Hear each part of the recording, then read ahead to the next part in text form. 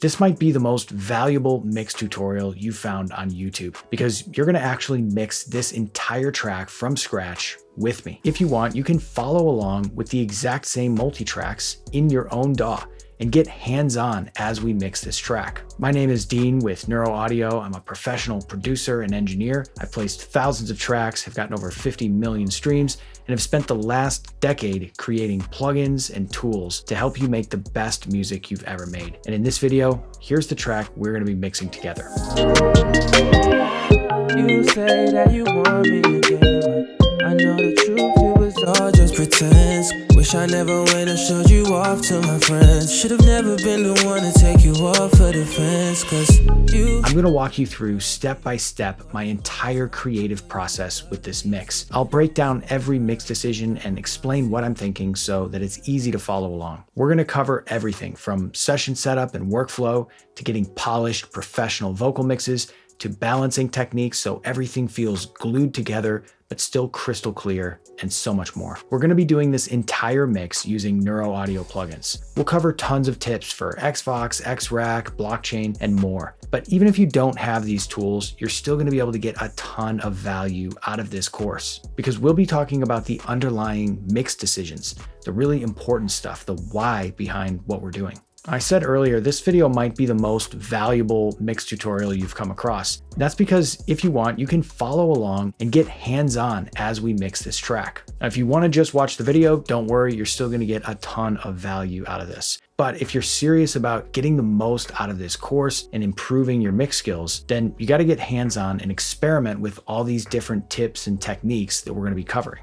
So you can grab the multi-tracks in the description if you want. You can follow along in your DAW at your own pace as you go through this course. The Session is an incredible track by Geovarn featuring Courtney Bennett called This Ain't Love. Big shout out to them. They're incredible artists. We've got all their links in the description. Go follow them, check them out, listen to their other stuff. They got some amazing music and this track is no exception. All right, let's get into it. I always like to say the first step to getting a great mix is making sure that your session is organized and cleaned up. And I have a quick story about that. Back in college, I was studying audio engineering. In one of our mixing classes, we'd get a new multi-track to mix every week. One week we had Bohemian Rhapsody by Queen. And if you know this record, you know how many sounds are on that record. Well, that record was famously done on 24 tracks because that was the maximum you had on a tape machine at the time. So we got our 24 tracks and the instruction was we had to mix it without organizing the session in Pro Tools. We had to just mix it with those 24 tracks. Now, it didn't seem like too crazy of a constraint,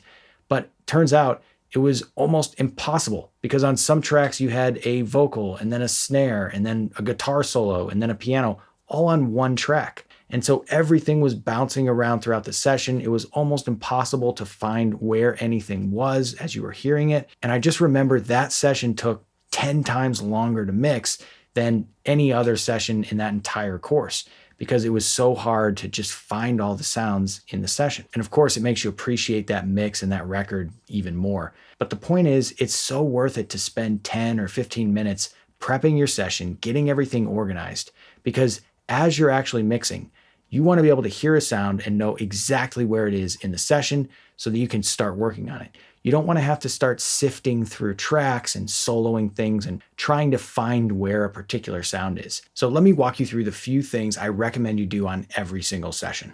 All right, so we had a blank session, we just dropped in the multi-tracks, and this is what we're looking at. Now, because the multi-tracks were named correctly, at least we have some kind of organization here, although it's just alphabetical. What I want to do is turn this into an even more organized session that I could jump around not only to different parts of the song, but also to different tracks and track groups. And so the first thing I always like to do is color code and order the tracks. So I'll usually start with lead vocals. This track has 2 lead vocals. That's going to be the first thing we're going to work on. Then I'll grab all the background vocals. If there were ad-libs, I would grab those. In this track, we just have 12 background vocals. So then I'm going to color the lead vocals yellow, and I'll color the background vocals maybe an orange. Okay, let's go back to organizing. I'm going to next go through my individual elements of the beat. And so I'll always start with drums. I'll start with kick, snares, claps, then go into hi-hats, any hi-hats we have here, percussion. And this atmosphere, this is kind of an interesting track. I'm going to put this one with the drums as well. So now all of these drums, I'm going to color red. I also noticed I missed some of these background vocals on the actual track. We're gonna get those orange. There we go. After we get our drums, we're gonna go to our bass, which on this track we have just an 808. We'll do that one brown. Then we've got all of our synths. And for our synths, I'll probably just reorder it so it makes a little sense. We got the reverse Vox synth and the Vox synth next to each other. But then I'm going to keep these colored blue. I just like a different blue on these. And now in Logic, because I colored all the actual tracks these colors, I can just make all the regions those colors as well. So now we've got a much better visual, but we're not done yet. The next thing I'm gonna do is I'm gonna cut up the different sections of the regions so that we only really see where the track is playing. And this is super helpful as we're mixing to be able to find sounds. If we know, hey, this track doesn't have anything on it, we don't even have to look there. We know it's not gonna be coming from that track. Now you do wanna be a little careful as you're doing this. Make sure you're not accidentally deleting something on the track that you might want if it's just super quiet. In this one, I'm pretty confident though that these tracks are completely silent during these parts and we don't want it. Now this atmosphere is a little different. If we zoom this one in, we can see, okay, yeah, we've got some up here.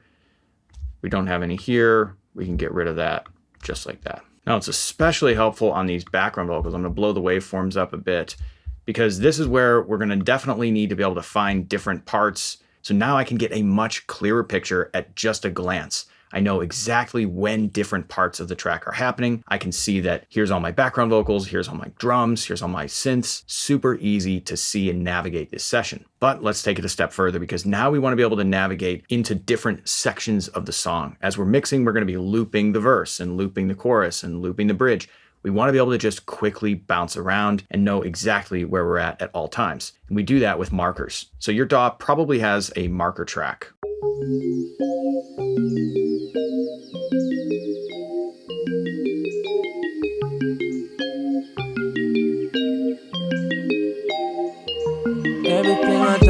Perfect. So this is our intro. And then we're going kind of right into a verse. And then we go into, this is kind of our hook here.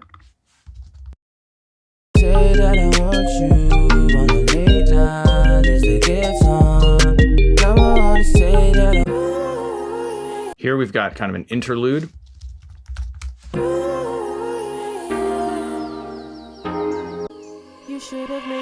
Okay, and now we've got maybe verse 2.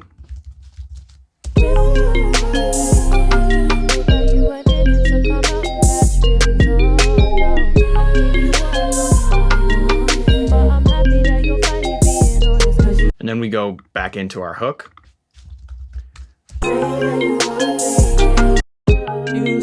And then it looks like we are going kind of back into maybe a verse 3 here. You say that you want, you didn't love me, or you didn't play me. And verse 3 is kind of like our main verse in this track.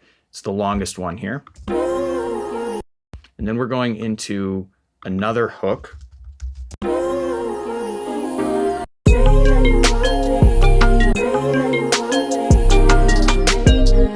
And actually, I'm going to call this kind of a down hook because this is where the instrumentation drops out. And then it comes back here for our full hook at the end.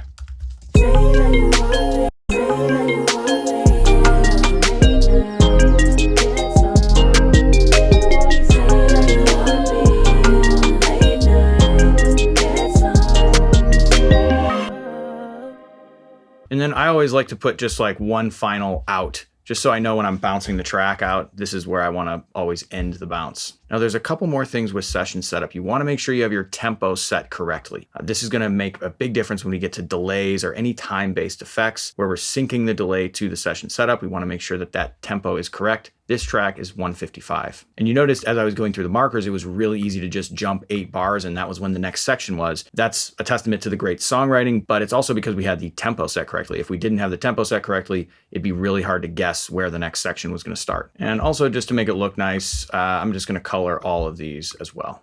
Pro Tools does that automatically if you have the settings set there, but I just like how that looks. All right, so now we've got a fully organized session. I could go to verse 3. I can see exactly what instruments are playing during verse 3. I can see exactly where the drums are. I can see where the synths are. Super easy to navigate. That's exactly what we want. Now, this is my preference for setting up a session. This is when I see this, I know exactly where everything is, but you might have a slightly different workflow. Feel free to deviate from this, but if you're looking for some guidance on how to organize a session better, this is a great place to start. Do these steps: organize the track order, color code everything, cut out the silence, add markers. If you do those things, you're gonna have a massive advantage as you start mixing. The last thing I like to do is just load a limiter on the mix bus. I'm not even gonna tweak any of the settings. This is just something I like to do so I can push into it a little bit as I'm going through the mixing process. This is something we're gonna talk about a little bit later when we talk about gain staging though. So we'll come back to this. So modern pop records like this are really all about vocals. And I think Warren Hewitt was maybe the first person I heard say it like this, which is, it's not necessarily about trying to fit a vocal into a mix, but it's more about building a mix around a vocal. So the lesson here is to start with the vocal, get a great tone by itself, and then fill in the gaps with the rest of the instrumentation. And that's how I always like to start a mix like this. So let me walk you through the exact step-by-step approach I would take with vocals like this. So I've got this vocal. We're going to start on Courtney's vocals here. And the first thing I'm going to do is just pull up Xvox Pro. Now with this approach that we're going to be taking, I'm going to solo this vocal. Generally, I would always advocate for mixing in context. And we are going to do that later on. We're going to get to that point. But for right now, we're just trying to dial in a great vocal tone. I like to think of it like this. Imagine if you were mixing a rock record and right before you start mixing, you took off all the distortion. You just had clean guitars instead of distorted guitars. Probably you're not going to make very good mix decisions because the guitar tone isn't right. It's not what it's going to ultimately be. Similar thing with these vocals. We want to get the vocal tone generally where we want it to be so it sounds great by itself. Then we'll put the rest of the mix around it. And then we'll start kind of dialing things in and tweaking in context later on. So here we go. Xvox Pro, first thing, compression. You should have made it clear from the beginning. Thought that you weren't in it to come out and catch feelings. Oh no, I gave you what I thought you wanted. But I'm happy that you're finally being honest, cause you only really say that you want me on a late night just to get some. So it sounds so much fuller with the compression. I'm gonna level match a little bit. You should have made it clear from the beginning. Thought that you weren't in it to come out and catch feelings. Oh no. So we're just getting a bigger, fuller sound out of this vocal. Sounds incredible. I love Mobius on this vocal because it's very modern, it's very poppy, but it's also very natural sounding. Whereas Smooth is another one of my favorites. It sounds great. I might actually end up going back to Smooth, but for something about Mobius, it just sounds more natural and transparent while still retaining all that smoothness. So we're going to try that one for now. Let's move on to getting the tone. Right now, this vocal is pretty dark. It's pretty muffled sounding. So we want to open it up and make it a lot bigger and brighter. You should have made it clear from the beginning. Thought that you weren't in it to come out and catch feelings. Oh no, I gave you what I thought you wanted. But I'm happy that you're finally being honest, cause you only really say that you want me on a late night just to get some. Yeah, you only say that you want me on a late night just to get some. This ain't love. So you can see we have all these different vocal tone curves. And as we flip through these different modes, you can see they're wildly different from one another. I really like these new Brit Clean and Vintage Tube modes. They're very natural. They're analog matched curves. So they sound just like I'm sending it through my 1073 here, and it just opens things up. It just sounds so much bigger and cleaner. I'll probably roll off a little bit of lows as well. You should have made it clear from the beginning. Thought that you weren't in it to come out and catch feelings. Oh no, I gave you what I thought you wanted. But I'm happy that you're finally being honest, cause you only really say that you want me on a late night just to get some. Yeah, you only say that you want me. And now I'm going over to the Air Plus and de-esser, and I'm kind of balancing those two out. This is adding in that airy texture, that very modern vocal sound, but I'm also balancing out the sibilants, making sure it stays smooth and doesn't get harsh. And I was playing around with the modern versus vintage Air Plus slider mode. I really like both of them. I think this is one of those decisions I'm probably going to need to make in context with the rest of the mix. Right now, I'm just going to leave it on modern. It sounds great. It sounds clean. You should have made it clear from the beginning. Thought that you weren't in it to come out and catch feelings. Oh no, I gave you what I thought you wanted. But I'm happy that you're finally being honest, cause you only really say that you want me on a late night. So I'm just giving this vocal a little bit of space, a little bit of breathing room, adding some reverb and delay. I flipped over to the large room, and this is a great one for adding kind of a bigger ambience. So if you don't really want a big, lush, long tail reverb, you just want a tighter space, but you don't necessarily want a small room sound, this is a great one. And you can see I'm also playing around with the ducking, and the ducking is really nice for just keeping it clean while the vocal is there, and then it brings up the reverb after the vocal is gone. It's just a great way to kind of keep that reverb clean and clear. Let's move over to the SFX, because now we've got this new enhancer, and this thing is magic on modern vocal sounds. You should have made it clear from the beginning. Thought that you weren't in it to come out and catch feelings. Oh no, I gave you what I thought you wanted. But I'm happy that you're finally being honest, cause you only really say that you want me on a late night. It just brings in that extra bit of energy. It's that final 5 or 10% of polish that we're looking for to just bring this vocal together and make it sound finished. So I love what the enhancer is doing on this one. I might even play around with some different SFX here. Although this is probably something I'd want to dial in context as well. But I do like these XL algorithms. These are the new ones here. You should have made it clear from the beginning. Thought that you weren't in it to come out and catch feelings. Oh no, I gave you what I thought you wanted. But I'm happy that you're finally being honest, cause you only really say that you want me. So massive transformation on this vocal. You could hear when we bypassed Xbox Pro, it goes from dry, raw, sounding like it's in a closet, to massive, open, polished, right up front in the speakers. That's what we're getting with Xbox Pro. And we dialed this chain in just a couple minutes. This is just kind of our initial rough vocal tone. So we're gonna come back and dial this in a little bit later in context, but now we're at a great place on this lead vocal. You should have made it clear from the beginning. Thought that you weren't in it to come out and catch feelings. Oh no, I gave you what I thought you wanted. But I'm happy that you're finally being honest, cause you only really say that you want me on a late night just to get some. So there's a ton of different directions we could go with this. There's all these different modes, all these compressors, reverbs, different SFX modes. Obviously, there's a ton of power here in Xbox Pro.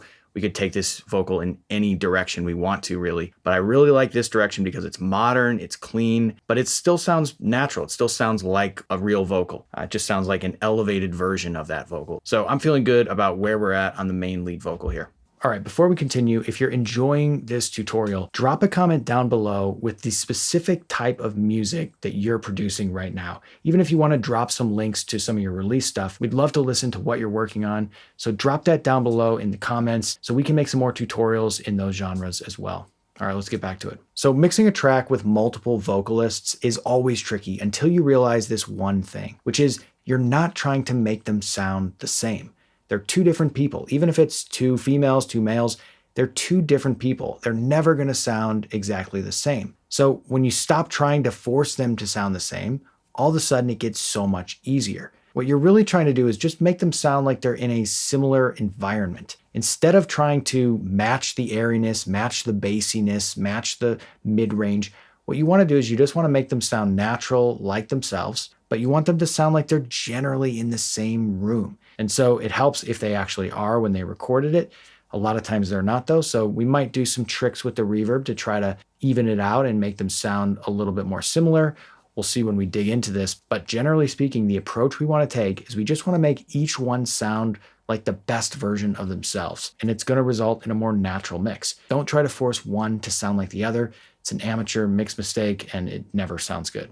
And so now we're going to move on to the male vocals in this track. And instead of just copying our vocal chain, it's a completely different vocalist. We're going to start from scratch on this one as well. And let's take the same approach. We're going to dial something in, but we're probably going to make different choices because we're trying to make this vocal sound like the best version of this vocal. We're not trying to make it sound like the other one. Everything I done, now it don't matter.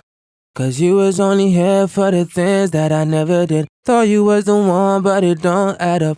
Cause the moments we shared, you done gave to another. It's the reason why I say that I want you on a late night is to get some.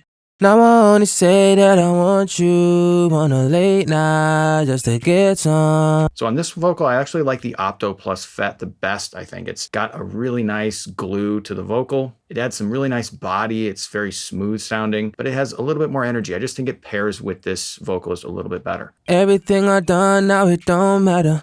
'Cause you was only here for the things that I never did. Thought you was the one, but it don't add up. 'Cause the moments we shared, you done gave to another. It's the reason why I say that I want you on a late night just to get some. Now this vocal is a little bit brighter than the other vocal was, just naturally. Maybe his position, maybe just his voice is a little bit brighter sounding. So it wouldn't make sense to use the same bright tone curve on this vocal as the other one. Instead, I like this vintage tube. It's a really nice tone curve. Again, it's analog matched, but it's a little bit warmer and fuller sounding for some reason. It just has a little bit more body to it. Everything I done, now it don't matter. 'Cause you was only here for the things that I never did. Thought you was the one, but it don't add up. 'Cause the moments we shared, you done gave to another. It's the reason why I say that I want you on a late night just to get some.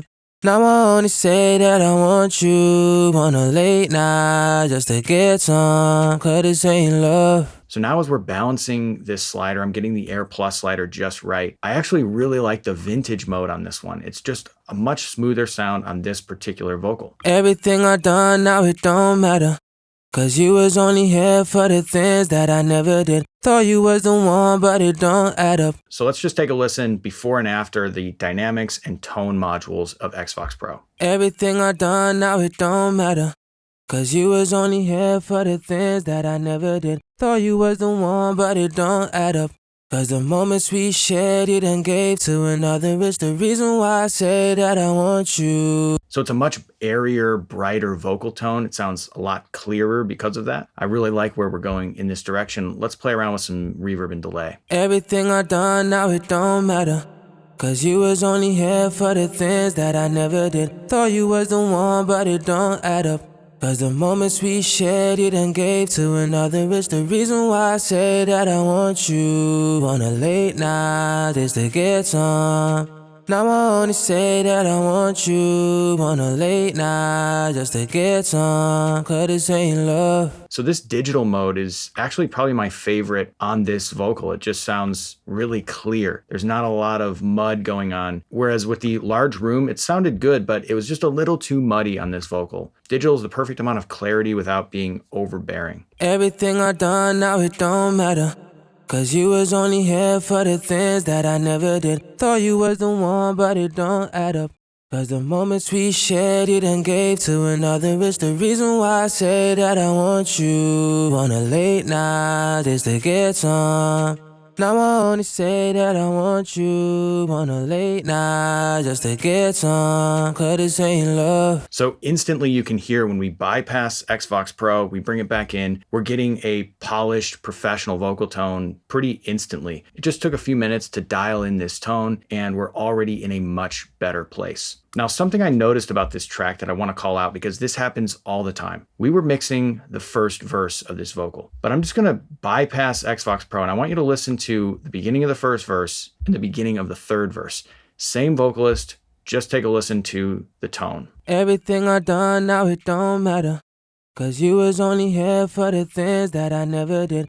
You say that you want me again, but I know the truth, it was all just pretense. All right, so what happened? We have two very different tones on the same track. The first one is much cleaner, much brighter, much airier. The second one is much darker. It's almost like they're in a completely different position relative to the mic, and maybe they are. Maybe they're reading these lyrics, whereas the other ones they weren't. Or maybe they recorded it on a different day. This happens all the time, and it's a very common thing that you have to deal with as a mixer. You have to make sure that just because you set the tone right for one section of the track doesn't necessarily mean it's the same for the other sections of the track. So the way I'm going to deal with this is duplicate the track, drag the one that sounds different down, and now I'm just going to tweak this one to match it better to the first one. So very simple. We're just going to listen through here, take note of the difference with our processing on. You say that you want me again, but I know the truth, it was all just pretense. Done, now it don't matter, 'cause you was only here for. You say that. So it's much darker sounding. I'm going to add some high end, maybe some air. I'm also probably going to play around with the compression. It needs a little bit more compression to get that full, even sound. You say that you want me again, but I know the truth, it was all just pretense. Wish I never went and showed you off to my friends. Should've never been the one to take you off of the fence. You said, done, now it don't matter, 'cause you was only here for the things that done. Now you say that you want me again, but I know the truth, it was all just pretense. Wish I never went and showed you off to my friends. Shit done, now it don't matter, 'cause you was only here.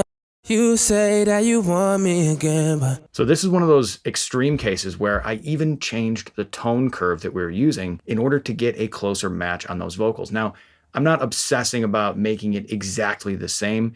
These are in different parts of the song. The listener is not going to notice a very minor difference in the tone of the vocal if we do our job well. But it is important to take note of where these big jumps in tone happen if they're on the same track, and to address them like this. We made a couple minor tweaks. Now it's much closer than it was before. All right, so let's just compare what it sounds like with these two different vocalists. Let's see if we're even close here on these. Done, now it don't matter, 'cause you was only here for the things that I never did. In it to come out and catch feelings, oh no, I gave you what I thought you wanted. So as we're comparing, it's important that we have pretty similar levels, because we want to be able to note the differences in tone. We want to kind of compare what they sound like, and if one is way softer, it's very hard to do that. So we're just going to balance these out with the faders. Done, now it don't matter, 'cause you was only in it to come out and catch feelings, oh no, I gave you what I thought you wanted.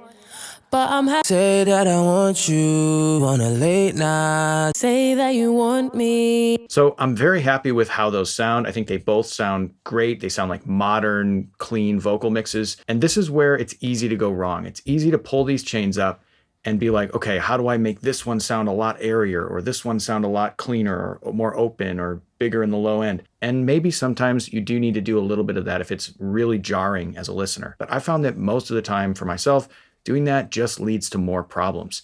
Both of these vocals sound great on their own. They sound like two different people, but they sound like they're generally in the same room, in the same environment. And so I'm going to leave these as is, but we can just take a quick look and see how different these chains are. In fact, we used entirely different chains for the most part on these.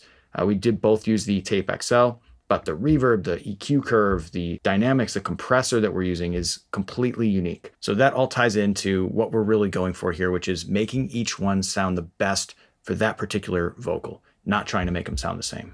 All right, so we've got the leads sounding really nice. We're gonna move on to the background vocals. So as we start working through these background vocals, this is a perfect time to talk about the importance of stereo width in a mix. Big, wide mixes generally sound better. We like interest in the stereo field. We like that big, wide sound. It sounds fuller and clearer. There's a lot of reasons why we like wide mixes. But the important thing to note is that wide mixes come from panning. That is the way to get a wide sounding mix. You have to pan elements of the mix in different places in the stereo field. Of course, there's some great stereo widening tools, and those can sometimes help make a mix a little bit wider. But if you really want that big professional wide mix, you have to start with great pan positions. And so that's one of the things I'm going to focus on as we dig into these background vocals. And I'll show you how I like to think about that to make sure it still sounds balanced. All right, so I'm going to mute all the rest of the instruments just so we can work on the background vocals and the leads. And I'm just going to focus on getting two things right first, which is fader positions and panning. I'm not going to worry about processing on the background vocals just yet. We are going to get to that though in just a minute, but let's start with just getting the faders right. I'm going to jump to a spot where we have a lot of background vocals, like here in this last hook. Say that you want me on a late night just to get some. Yeah, you only say that you want me on a late night just to get some. 'Cause you only really say that you want me. So I want these background vocals to kind of fill in around the vocal. I want them to be pretty loud and upfront in the mix. But right now they sound pretty small. And that's because they're all panned right to the center. So let's start panning these out. Say that you want me on a late night just to get some. Yeah, you only say that you want me on a late night night just to get some. Cause you only really say that you want me on a late night just to get some. Yeah, you only say that you want me on a late night just to get some. Yeah, you only say that you want me on a late night just to get some. Cause you only really So whenever you're panning things, one of the things you should be thinking about is, does it still sound balanced? You want to be careful not to just send everything to the left side. It might sound wider, but if the right side doesn't have anything to counterbalance that, it's going to lean to the left. The entire mix is going to kind of lean to the left. So you have to be careful that you're balancing things left and right. And so with background vocals, a lot of times what good vocal producers will do, and what they did on this session, is record the same part twice. So you could pan one version to the left and one version to the right. Two different performances, and that's just going to give you a very balanced, wide sound. And so that allows us as the mixer to come in here and just split the pans left and right and get an instantly wider sound. Now, not every time is that the right approach. Sometimes you want to have different harmonies going on in the stereo field. Sometimes that can be a cool effect as well. But I really like the approach they took on this production. Let's make sure that we touch all of the different background vocals to make sure we have good levels and pans. say that you want me on a late night just to get some. This ain't love. Say that you want me on a late night just to get some. This ain't love. Say that you So I really like where that's at. Let's just check on this verse part. want it. But I'm happy that you're finally being honest, cause you only really want it. But I'm happy that you're finally being honest, cause you only really say that you want me. Looks like we haven't touched these 11 and 12 background vocals. Say that I want you on a late night just to get some. Now I only say that I want you on a late night just to get some. Cause this ain't love. And sometimes balancing left and right also requires you to kind of touch the faders a little bit, just to make sure it still sounds centered, even though we're creating a very wide image. Say that I want you on a late night just to get some. Now I only say that I want you on a late night. Say that you want me on a late night just to get some. So I really like where the levels and the panning is on these background vocals. It sounds full, it's creating a much wider image, and it's wrapping around that lead vocal. But now it's probably time to start processing them to get the tone a little bit tighter and closer to those leads.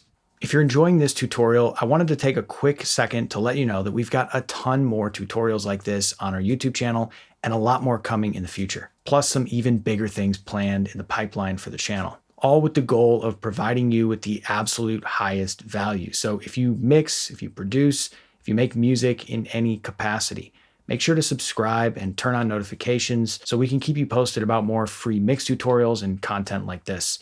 All right, let's get back to it. So we had some questions in one of our previous videos about this topic, which was, how do I know what to process as an insert versus a bus? So I wanted to take a couple minutes here just to answer that question for anybody else who might be thinking the same thing. So there's certain types of processors where it doesn't really matter if we put it on the bus or the insert. It may not be exactly the same, but effectively we're getting the exact same result. EQ is one of those processors where if you're going to put the exact same EQ curve on every one of the background vocals, then it doesn't really matter effectively if you do that or if you just put one EQ on the entire background vocal bus. You're going to get roughly the same result. Now, compression, on the other hand, is going to be very different. Compression is going to react differently if you put it on the insert versus the bus because it's a dynamic processor. Now, there can be a great reason to use compression on both the inserts and the bus, but the reason I would like to put compression on each one of these background vocals as an insert is I want to make them sound fuller and bigger. I want to give each one a bigger, fuller sound, and then I might still put some compression on the bus to kind of glue all of those together. Other types of processors I wouldn't generally put on every insert would be like reverb, even de-essing sometimes. Sometimes you want to put it on each individual one, but a lot of times you can put a de-esser on the bus and get pretty much the same result. Now, of course, there's going to be edge cases. There's going to be times where you have to fix a bunch of weird EQ things on certain tracks. So maybe you do have some EQ on individual inserts. There might be times where you want to creatively use reverb on a bunch of inserts. I'm not saying that there are no times like that, but I would say 95% of the time, if you're working with a stack of background vocals, my formula is compression on the individual inserts, EQ, reverb, de-essing, all that can happen on the bus. So you can use that as kind of a rule of thumb. Of course, you can do whatever you want. It's your creative decision, but I found that that is the most efficient, time-effective way of processing big background vocal stacks like this. So because we like to save time, we like to be efficient, I'm going to load up Xvox Comp on this first background vocal, and I'm just going to use this to add a little bit of tone and fullness and just smooth out this performance. Want me late night, get some. Want me late night, get some. So you can hear when we engage Xvox Comp, it just kind of pushes the vocal forward a little bit. It sounds a little bit tighter, a little bit fuller, a little bit more confident maybe in the performance. And it's just a little bit of compression. The Opto plus FET does an amazing job at this. We don't have to overthink it. I'm just going to copy this onto all of the background vocals, and then we're going to listen before and after the compression. All right, so I've got them copied all over. So let's listen before and after the compression on these background vocals. Want me on a late night just to get some. So it's just a little bit tighter, a little bit fuller sounding. We can hear when we engage those compressors, the vocals just kind of snap together a little bit more. And I think it's going to help it glue with the leads as well. Say that you want me on a late night just to get some. Yeah, you only say that you want me on a late night just to get some. So I love how full and thick these background vocals are sounding, but we're starting to get to a point where the tone discrepancy between the lead vocal being super bright, modern, airy, crisp, and the background vocals, which in comparison sound kind of muddy, kind of dark, we need to balance that out a bit. We need to open the background vocals up, and EQ is a great way to do that. Now, as I just mentioned, I'm not going to EQ every single track. It's a waste of resources. It's a waste of time. Instead, I'm just going to group all of these background vocals together, and I'm going to call this my background vocal bus. And now I'm going to load up Xvox Pro on the background vocal bus and just process this overall. Say that you want me on a late night just to get some. Yeah, you only say that you want me on a late night just to get some. Cause you only really say that you want me on a late night just to get some. Yeah, you only say that you want me on a late night just to get some. So that EQ curve where we're just pulling a little bit of the lows out, we're adding a little bit of air and high end, it's doing a magical job of opening up these background vocals. And we can do that all at once, very fast, very easy and efficient. Now I mentioned we might also use a little bit of glue compression here, and this VoxBus compressor in Xvox Pro is amazing at this specific task. It's a very gentle compressor. It's just going to glue this entire stack of vocals together. Say that you want me on a late night just to get some. Yeah, you only say that you want me on a late night just to get some. Cause you only really say that you want me. So it's just instantly cleaner, clearer. Everything locks into place. It doesn't sound muddy anymore.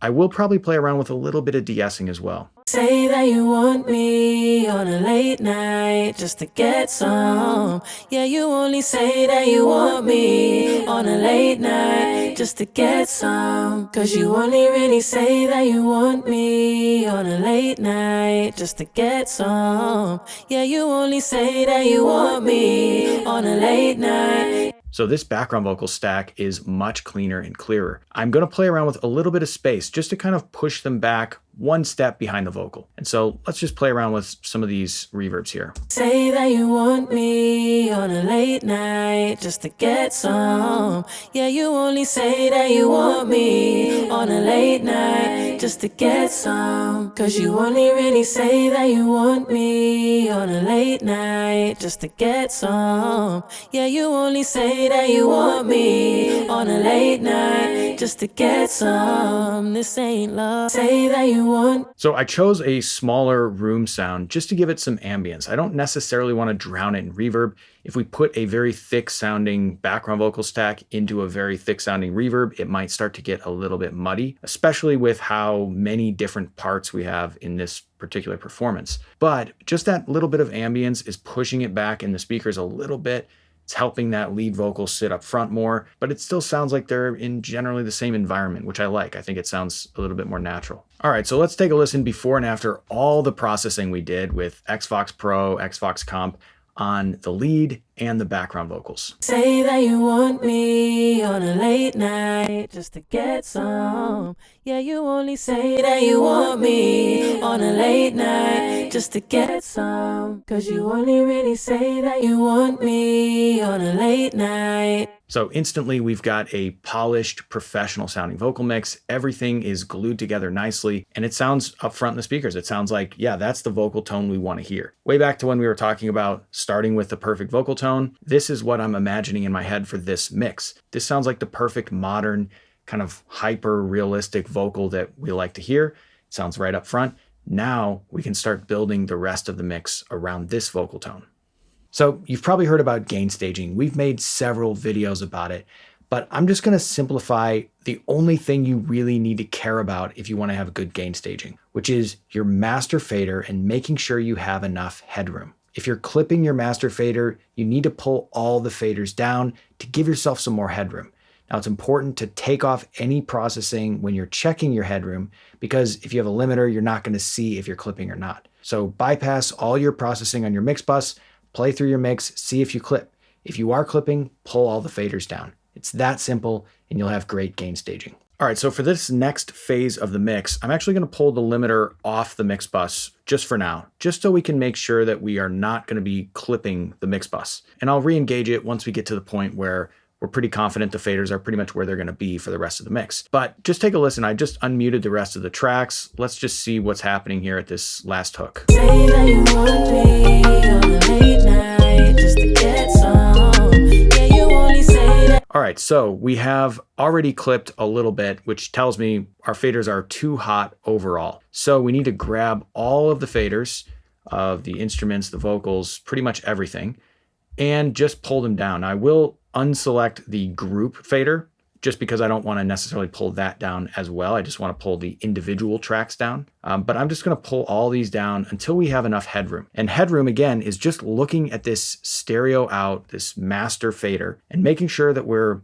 staying pretty clear away from clipping. So I like to leave maybe 5-6 dB of headroom at this point. Say that you want me on a late night just to get some. Yeah, you only say that you want me on a late night just to get some. 'Cause you only really say that you want me on a late night just to get some. Yeah, you only say that you want me on a late night just to get some. This ain't love. Say that you want. All right, so now we've got about 6 dB of headroom. You can see that we pulled down the faders significantly across this entire mix. And it's important to note that is the only way to properly do this. You have to pull the individual faders down. You cannot simply just pull the master fader down. It's not exactly the same behind the scenes. Every DAW works slightly differently. We won't get into those technical details here, but if you do it this way, if you just pull the individual faders down to where you're not clipping your mix bus, you're going to be safe no matter what DAW you're using. So now I feel confident that we've got enough headroom here. I can re-engage my limiter. Say that you want me on a late night just to get some. Yeah, you only say that you want me. And I might even go into the limiter here and boost our gain back up a little bit so I can feel what it feels like as we're driving into this limiter a little bit. Say that you want me on a late night just to get some. Yeah, you only say that you want me on a late night just to get some. 'Cause you only really say that you want me on a late night. So we're not really driving into it that hard. We're not really getting gain reduction most of the time. You know, for me personally in my workflow, I like doing it this way. It's a little bit more fun to mix like this, and we can just kind of lean into that limiter sometimes, and it kind of becomes part of the sound that we're achieving. All right, I'm gonna play you 2 different versions of a rough mix of this beat, and this is gonna prove how important this next part of the process is. Just take a listen, and then I'll explain the difference.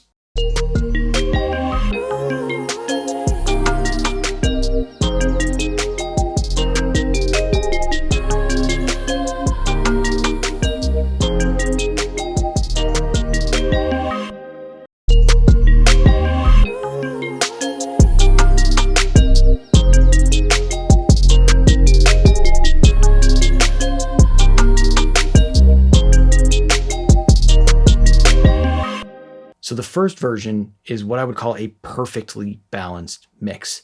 All of the elements are audible. We can hear everything. Everything is roughly at the same level. It's perfectly balanced. The other version is musically balanced.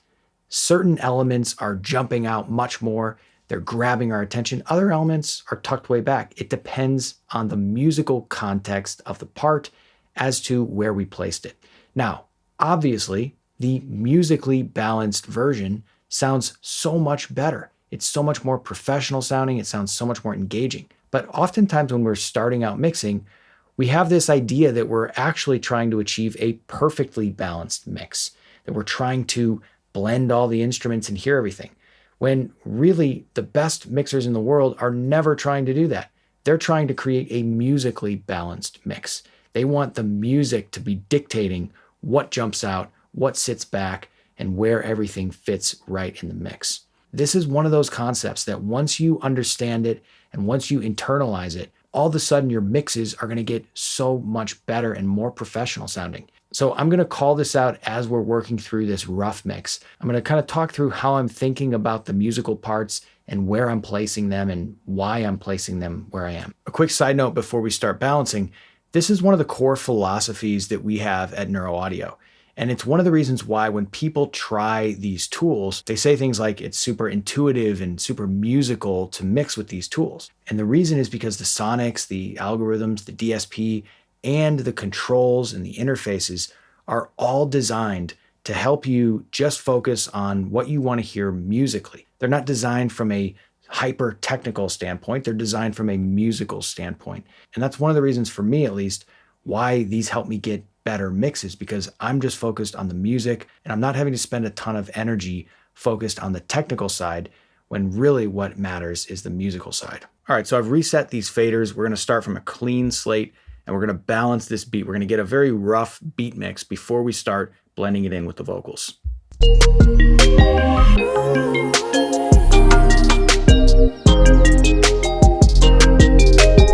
All right, so in a track like this, a lot of times the groove and the excitement is going to come from drums. And so I'm going to lean into that a little bit more. I'm going to let that music dictate how I balance these faders out. I want to feel those drums really setting the pulse of this record. So I'm going to let those peek through a bit more. I'm not necessarily trying to balance them with the rest of the mix. I'm trying to say, hey, I want to hear this. I want to feel these drums.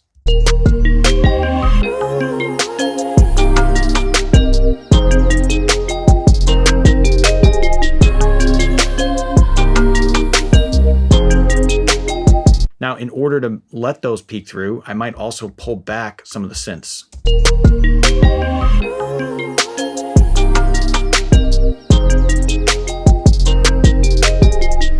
So we get to this classic dilemma of when you have layered drum sounds, snares, kicks, claps. Whenever you have a lot of different drum sounds happening on one rhythmic part of the mix, generally it's going to kind of outweigh the other parts that aren't layered. And that's exactly what's happening here with this snare. The snare is like super loud. It's cracking through the mix. And that's because we have these three different elements playing the snare part.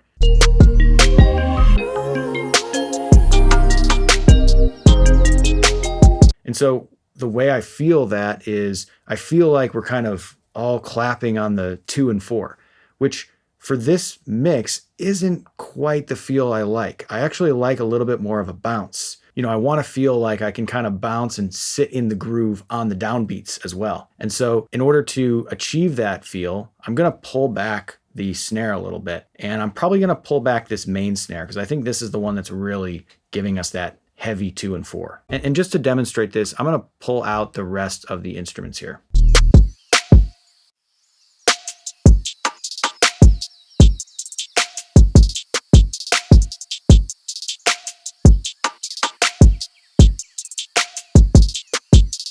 So just that subtle tweak takes it from the feel of being, oh, everybody's clapping on 2 and 4 to, oh, okay, there's a little bit of bounce and I can kind of sit in the downbeats of each beat, the 1, 2, 3, 4.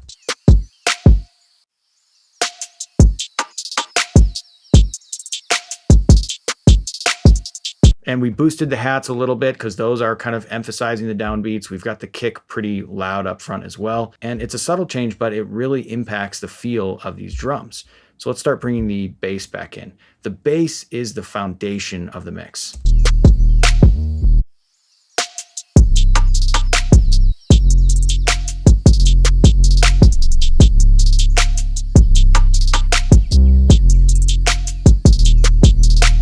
Now we're going to come back a little bit later and talk about the kick and 808 balance. For right now, it sounds good. We're going to fine tune that later though. Let's move on to these instruments.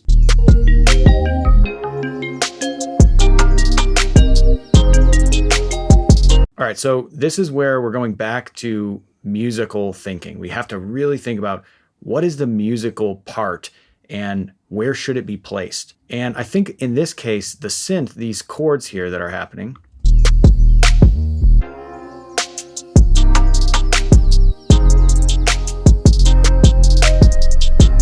I like them. I think they sound amazing. I just want them to kind of fill in the space. I don't want them to take center stage when they come in.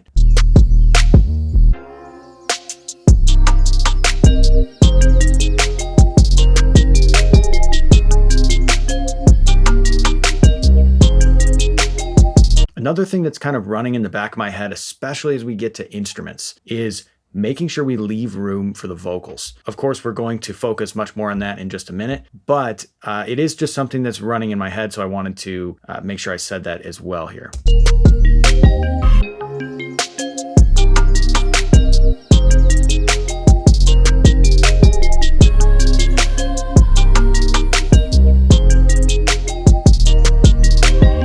All right, so I think this is a really nice starting point for the balance of the beat. And we just did a very rough fader balance. We haven't even touched pan knobs yet. We haven't done any processing, but I think we're already getting to a much better place on this track mix. So I'm sure you've heard the phrase, you have to know the rules to break the rules. And so what we're gonna do now is we're gonna talk about when to break the rules. A little bit ago, we talked about never clipping the mix bus, and that's still true. But we are gonna use clipping in a little bit of a different way in order to make things sound fatter and bigger and louder and just cooler overall. So let me show you how to decipher when to break the rules and how to break the rules the right way. So far, we've been following the rules. We've got no clipping on our mix bus. I'll take the limiter off. Let's just see what we're doing. And of course, we have a nice clean sound. We're not clipping at all. But we can actually use clipping throughout the mix in order to add some of that grit and color and texture into the track without actually having to clip the mix bus. So one of my favorite ways to do this is on the drums. I'm gonna group all of these drums together. I'm gonna call this my drum bus. And now I'm gonna load Blockchain Ultra on this drum bus because there are some amazing clippers in Blockchain Ultra. If we come over here to the distortion section, we can see we've got a ton of different ones to choose from. One of my favorite ones is Voltage Clip. Just take a listen. I'm going to solo the drums out. Listen to how this just adds so much character and punch to these drums.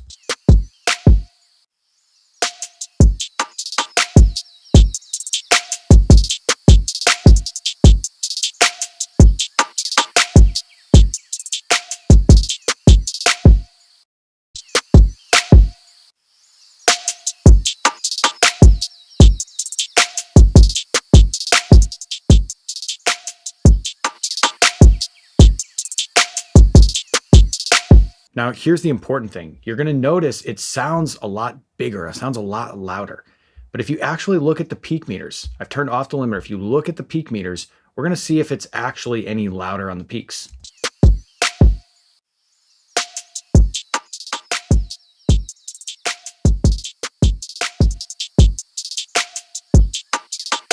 So we can definitely see a big difference, but it's not actually much louder on the peak itself. And the reason is because we're clipping those peaks with Voltage Clip. So we're driving into this clipper really heavy. We're bringing up the overall perceived level, but we're actually not bringing up the peak level. And so we're keeping the right amount of headroom on our mix bus, but we're just making the drums sound so much cooler with voltage clip.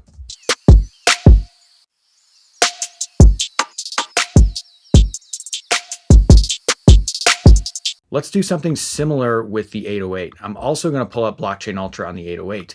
And this time I'm going to go in for the dual sat. Now dual sat is a really special saturator because this one is actually saturating across the frequency spectrum in a different way. And it allows us to tilt either more or less favorably for the high frequencies. So listen to what we can do with this on an 808.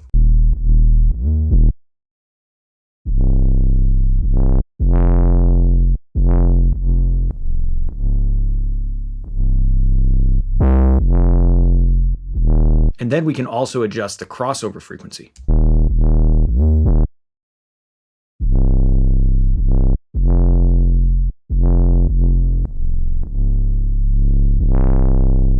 So I love this one on 808 because it lets me either get a super subby and fuzzy 808, which sometimes is exactly what you want, or it lets me get a very mid-rangey kind of pokey 808 that cuts through the mids and you'll hear it on small speakers, phone speakers, and things like that. And so now we can just dial in the drive to taste.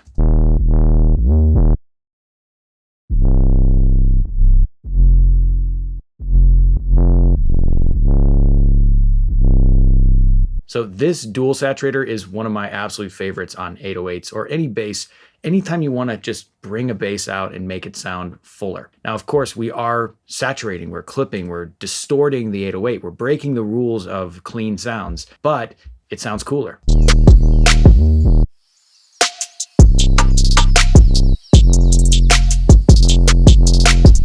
And again, it sounds a lot louder with Blockchain Ultra engaged. But in reality, we're only taking up maybe a dB, maybe half a dB of actual headroom because we're clipping, we're saturating the tracks before it even gets to the mix bus.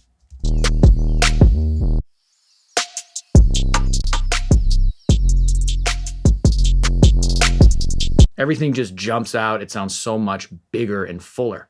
All right, I want to take a quick second just to let you know that you can try every plugin that you're seeing in this course for free. If you're already using one or two Neuro Audio plugins, you know how these tools are. They're not only going to speed up your workflow, but they're going to help you mix more musically. And with how everything is laid out, it really helps you focus on the important part of mixing. But they're also super deep, as you can see, with all these different modes and characters and textures.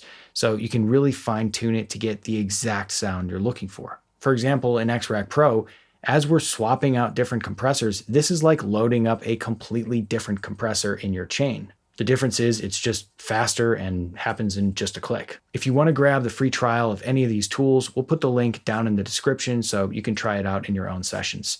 All right, let's get back into it. So with how our ears naturally work, we like low frequencies to be extra clean. We can't have a ton of busyness in low frequencies. It just doesn't sound great to our ears. Now, high frequencies are a lot more forgiving. We can have a lot more going on there and it doesn't sound as bad, but the low frequencies, we have to be really careful to make sure they sound super clean. So obviously, as we start tweaking and dialing in this kick in 808, we have to be very careful because they're both occupying very similar frequency ranges. So generally speaking, I like to figure out which one of those do I really want to take up most of the sub and which one do I want to let take a back seat. In some cases, we kind of want to glue them together a little bit more and let them both occupy the space.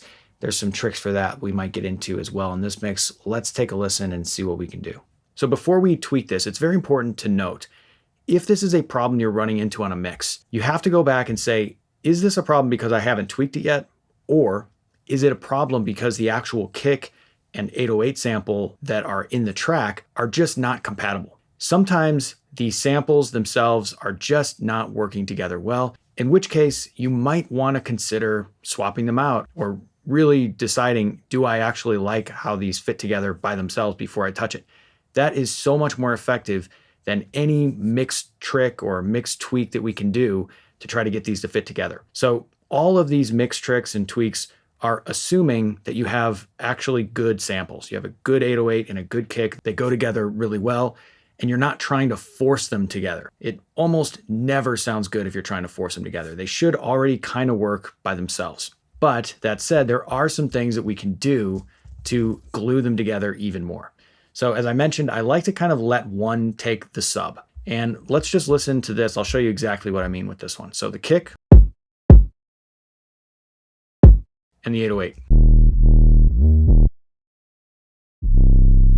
So right now, the 808 is more heavy in the subs, but the kick is also happening in the subs. And I'm just listening for, hey, where's that super low rumble? And I'm hearing it in both of them. So let's just listen again. Just listen to that super low rumble. Now, if you're not listening on a system with a sub, the next best thing would probably be to listen on headphones to really hear this, but just take a listen.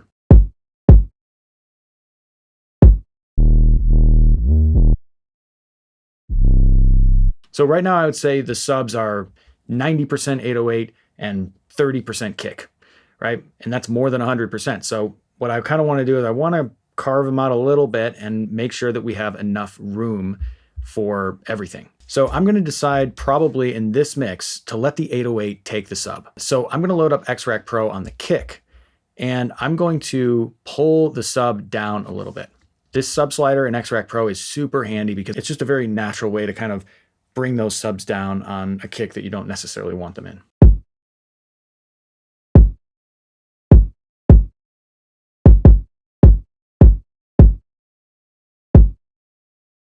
So if you're listening in a room with a sub, you can really hear the difference here.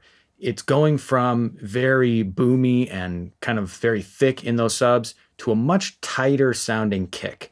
Like we don't have all that extra rumble every time the kick hits, which is exactly what we wanted to do.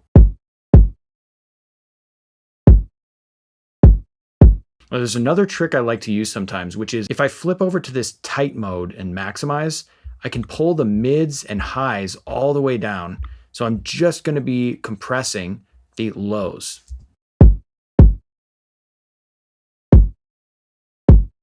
And then I can set the crossover of the low band down towards the subs as well. So now we're really just compressing the subs.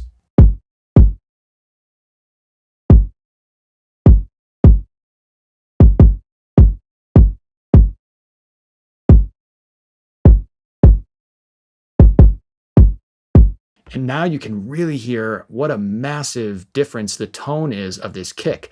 Now that we've really subdued the sub rumble, we're really just now hearing the knock, the higher lows and the low mids of this kick. And it should fit much better with the 808.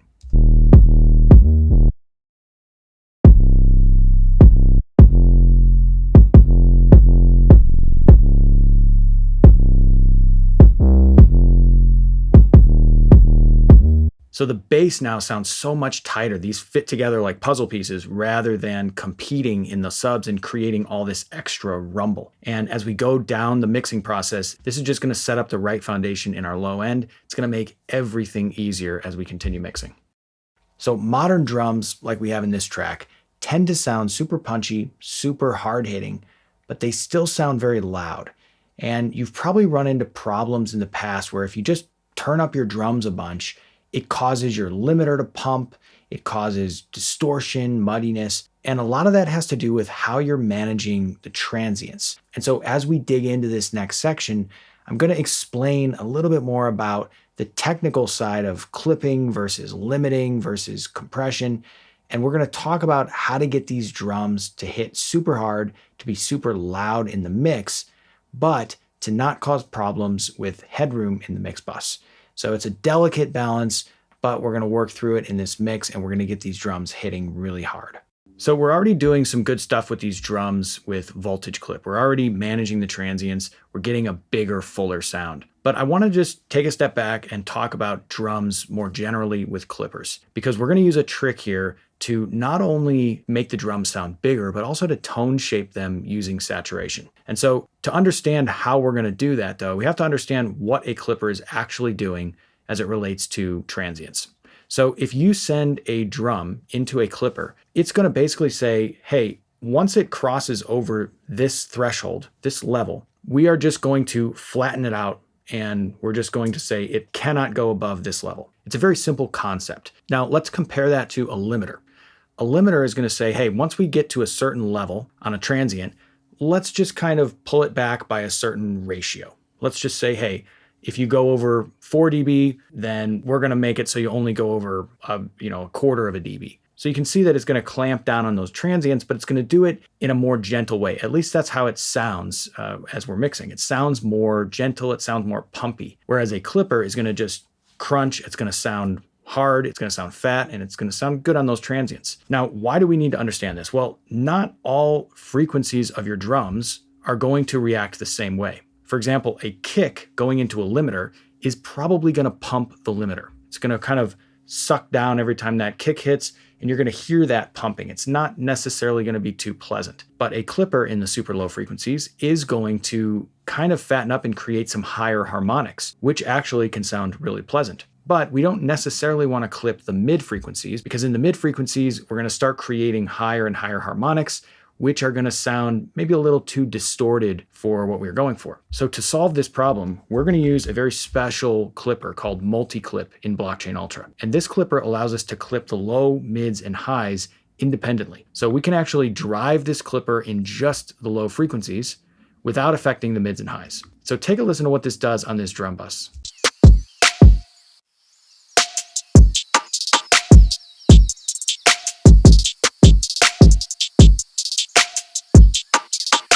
So you hear how the kick sounds much bigger and punchier, but we're not changing the snare, the hats, any of the high atmosphere sounds. It's just making that kick hit harder. This is a super useful tool, but now I also want to maybe sweeten the sound up by introducing some saturation in the highs, and I can do that with this high clipper.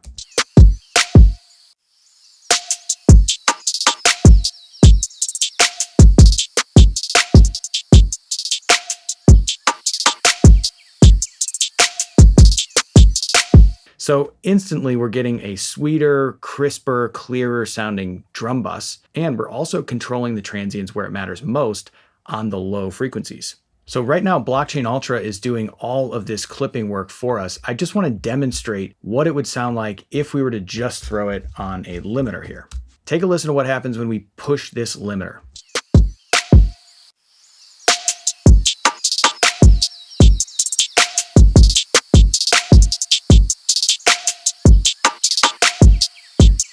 So with the limiter, you could hear how every time the kick hits, the hi-hats, the snares, they kind of suck down a little bit and then they come back up. That's the pumping effect that a limiter would have on a drum bus.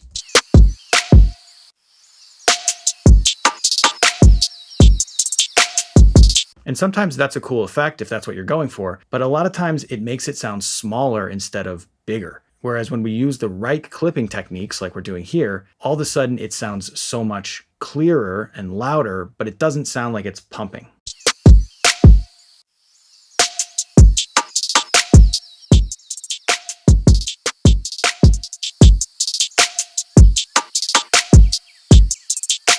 So one more time, listen to the limiter.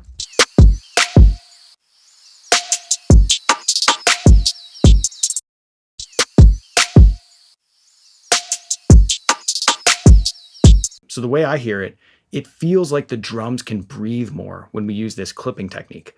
Whereas if we use a limiter or a lot of compression, it's just going to kind of clamp those drums down and it's not going to let them breathe. They're not going to sound as natural or as punchy. So this is a great technique to use on drums anytime you want that modern, punchy, fat drum sound, but you don't necessarily want to sacrifice all the natural openness of the drums.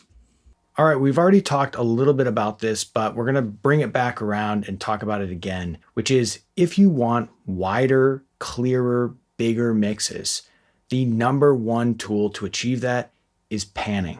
And so when we start working through the melody section of this beat, we're going to think about that. We're going to think about what can we pan, how can we pan things, even if we're just nudging stuff a little bit off center, maybe some things we're throwing much further off to the left or right, we're going to get a much more interesting and wide stereo image. Now, of course, we can still use stereo imaging tools like what we have in X-Rack Pro, for example, if we want to add even more width at the bus level. And we're definitely going to explore that as well. But don't think that it's a substitute for good panning, because there is no substitute for good panning if you want a wide mix. So let's dig into it. All right, so let's play around with these melodic tracks here. 'Cause you only really say that you want me on the late night just to get some.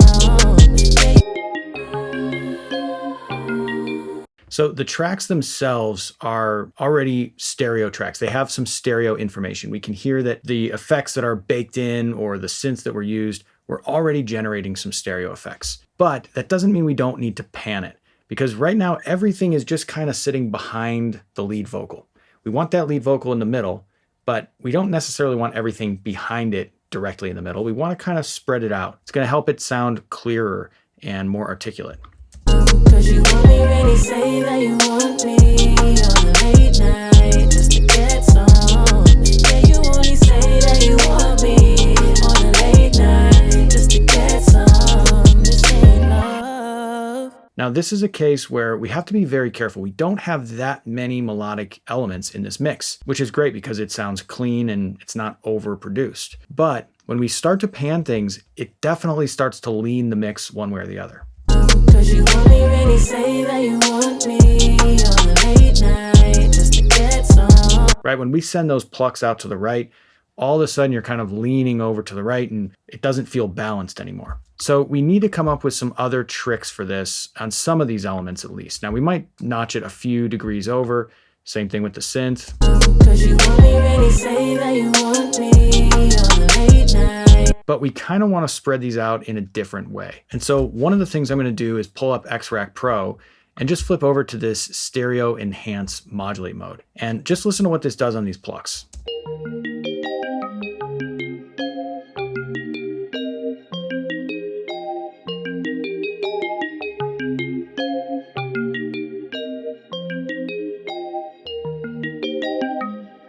So what this is doing is it's bringing up the stereo part of the information, and it's also kind of tucking in the mids a little bit. So that's giving us a wider, more natural sound, but it's still mono compatible. Some stereo tools are going to completely mess up your phase, and you're going to listen to it on mono and it's going to disappear when you collapse the mix to mono. You don't want to do that. You want to make sure that your mix works in mono and stereo. And so this stereo enhancer will allow you to do that.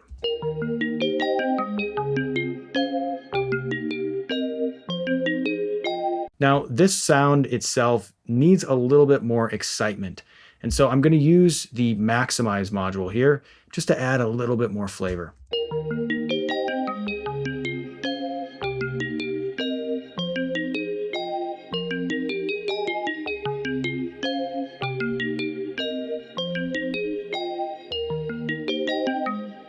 So I really like what this is doing, just a little bit of tone shaping. It's really nice to have everything you need right here on one screen with X-Rack Pro. And now let's just take a listen to it in the context of the mix. 'Cause you only really say that you want me on the late night just to get some. Yeah, you only say that you want me on the late night just to get some. So it's a very subtle difference. We're not doing a ton of crazy processing here, but what I'm hearing when we engage and bypass X-Rack Pro is when it's bypassed, the sound just kind of blends in with all the rest of the sounds in the mix. And it's very hard to pick it out. You can pick it out if you really focus on it and if you know what to listen for, but it's very hard to just kind of hear that element. But with just these few subtle tweaks, enhancing the stereo image, adding a little bit of hype with OTT, maybe doing a little bit of tone tweaking here, with just those adjustments, we're giving this sound a little bit of its own place. So we can kind of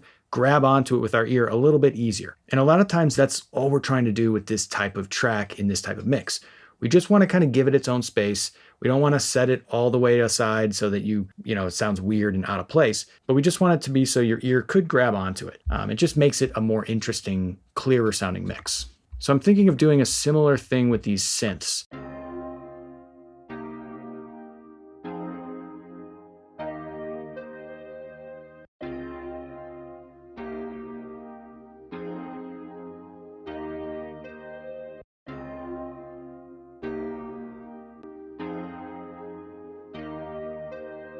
Again, this is just kind of elevating them, sweetening up the sound a little bit. Say that you want me on a late night just to get some. This ain't love. All right, now let's look at this main Vox synth, because this one I want to get a little bit more creative with in the mix.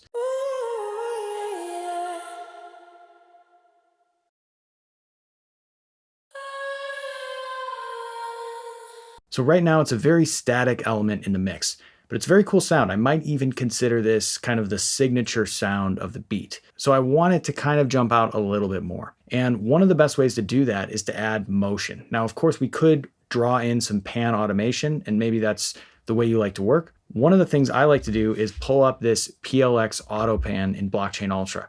This is an auto pan algorithm. It's going to allow us to automatically shift the stereo field of this instrument so that it's just adding a little bit more stereo interest. So with a high rate like that, we're getting that fluttery effect. But one of the things I love about this one is we can really slow it down. We can go all the way up to 8 bars.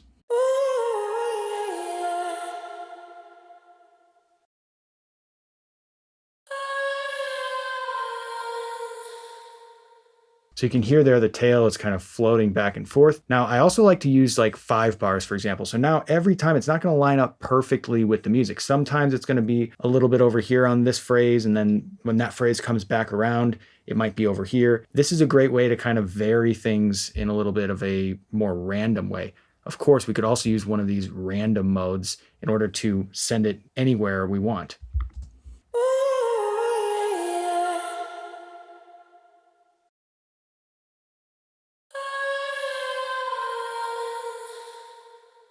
So this is pretty extreme with 100%. I'm just going to narrow it a bit because I don't want to completely send it all over the place. I just want to kind of let it freely move around a little bit in a more confined stereo image.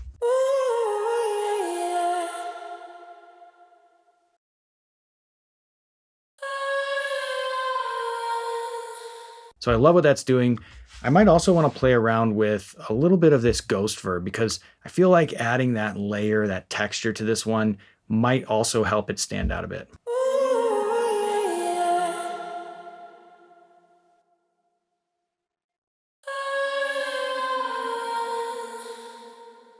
So you can hear that pitch modulation, that phase manipulation, and just sounds really cool in this track. 'Cause you only really say that you want me on the late night just to get some. Yeah, you only say that you want me on the late night just to get some. Let's look at this reverse Vox synth because this one I want to do something else. I want to just hype this one up. I want this one to come in. I want it to be crisp and clean. I want to really feel it kind of like sucking me into the rest of the mix. So just using the hype chain here in Blockchain Ultra, listen to how much this draws you in. It's just that extra bit of brightness and clarity and excitement that it's adding. Of course, I can easily tweak this if I want to add some more high end.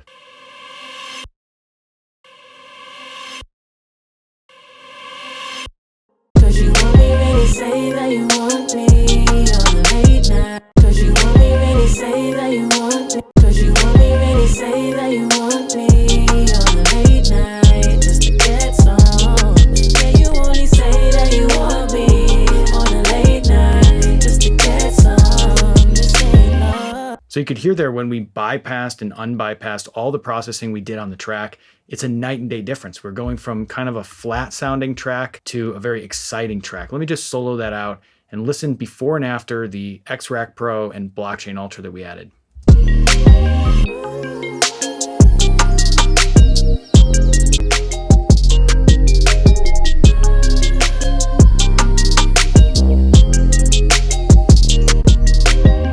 So you really hear it when we take it away. It's just kind of falls apart. It just goes very flat sounding. And that's exactly what we're trying to do. We're trying to hype up the elements. We're trying to make them sound more exciting. But we're not necessarily trying to completely change the character of the track. It's a really well-produced track, so we don't need to completely change it. We just want to elevate it, take it to the next level.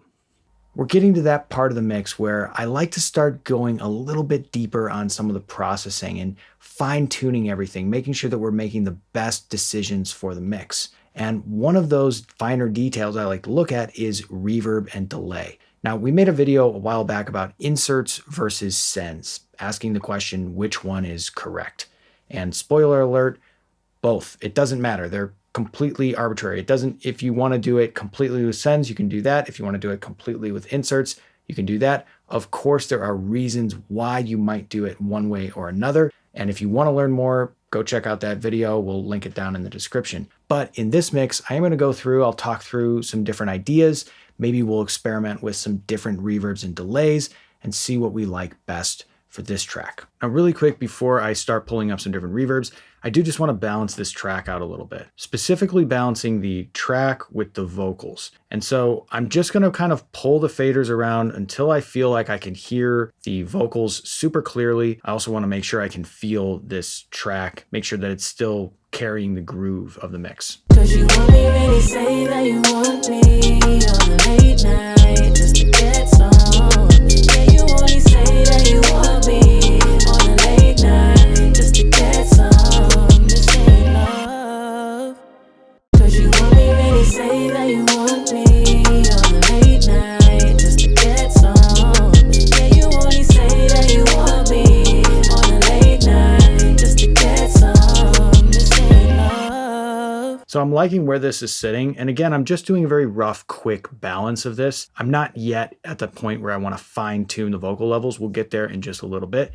But I just want to get a quick, rough balance together. 'Cause you only really say war for the fence, 'cause you didn't love me for the whole time. I put you above me. Stupid, I was so blind. Now I'm on see.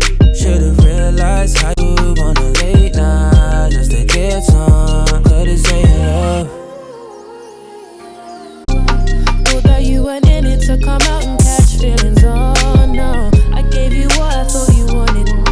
But I'm happy that you're finally being honest. 'Cause you only really say that you want me on the late night just to get some. Yeah, you only say that you want me on the late night just to get some. This ain't love. You say that you want me again, but So I'm feeling good about this balance. I'm touching up things as I go, just making sure that everything kind of sits closer to where I want it to sound. But I'm not yet worried about perfectly fine-tuning the balance. We'll get there in just a little bit. So the main areas we're using reverb on this mix are on the vocals. So let's just take a listen and remind ourselves what the reverb sounds like on this vocal. clear from the beginning. Thought that you weren't in it to come out and catch feelings. Oh no, I gave you what I thought you wanted. But I'm happy that you're finally being honest. 'Cause you only really say that you want me. So it's a great sounding room reverb. I really like where it sits. But let's just experiment with a different approach to doing the reverbs. So I'm going to use a send on this. I'm going to send it out to a new bus. And on this new aux track, I'm going to call this our room vox. Then I'm going to load Supernova. And let's just pull up one of these room reverbs, maybe the studio room. These are ultra realistic room verbs. Now, the reverb that powers Supernova is a completely different technology, completely different type of reverb. And that's why we can get so much granularity with the controls. We can go very short, very long. We can control the depth, the front to back depth of the sound source within the reverb. We have a lot more control over this type of reverb than we do with the reverb in Xbox Pro, and that's just because of the type of reverb that it is. Both sound fantastic. I'd be perfectly happy using just the Xbox Pro reverbs in this mix, but I just want to experiment with these rooms. Clear from the beginning. Thought that you weren't in it to come out and catch feelings. Oh no, I gave you what I thought you wanted. But I'm happy that you're finally being honest. 'Cause you only really say that you want me. So you can instantly hear how natural and big that room sounds. It sounds really cool on this vocal. The other thing I like about using Supernova is I can control really finely with these low, mid, and high tone knobs, as well as the filters here. I can get that tone exactly where I want it on this vocal reverb. Clear from the beginning. Thought that you weren't in it to come out and catch feelings. Oh no, I gave you what I thought you wanted. But I'm happy that you're finally being honest. 'Cause you only really say that you want me. So I really like where that sits. Now, one quick note about the gain staging here. You can see I've got the send amount all the way up to 0 on the vocal track. And then I'm going to use the fader of the aux track, where I've got Supernova on it. That's going to be how I set the reverb level. Clear from the beginning. Thought that you weren't in it to come out and catch feelings. Oh no, I gave you what I thought you wanted. But I'm happy that you're finally being honest. 'Cause you only really say that you want me on the late night just to get some. Yeah, you only say that you want me. So when we were mixing it dry, I liked the shorter reverb. When I put it back in the mix, I realized we need a little bit more space here. So let's tweak the reverb time. Clear from the beginning. Thought that you weren't in it to come out and catch feelings. Oh no, I gave you what I thought you wanted. But I'm happy that you're finally being honest, cause you only really say that you want me on a late night. So I love what that reverb sounds like. It sounds super lively and exciting on this vocal. Let's play around with adding some delay here. Clear from the beginning. Thought that you weren't in it to come out and catch feelings. Oh no, I gave you what I thought you wanted. But I'm happy that you're finally being honest, cause you only really say that you want me on a late night just to get some. Yeah, you only say that you want me on a late night just to get some. This ain't love. So some of these stereo delays are really interesting. I like what they're doing. Clear from the beginning. Thought that you weren't in it to come out and catch feelings. Oh no, I gave you what I thought you wanted. But I'm happy that you're finally being honest, cause you only really say that you want me on a late night just to get some. Yeah, you only say that you want me. I really like that delay. Let's play around with maybe the stereo wide. Clear from the beginning. Thought that you weren't in it to come out and catch feelings. Oh no, I gave you what I thought you wanted. But I'm happy that you're finally being honest, cause you only really say that you want me on a late night just to get some. Yeah, you only clear from the beginning. Thought that you weren't in it to come out and catch feelings. Oh no, I gave you what I thought you wanted. But I'm happy that you're finally being honest, cause you only really say that you want me on a late night just to get some.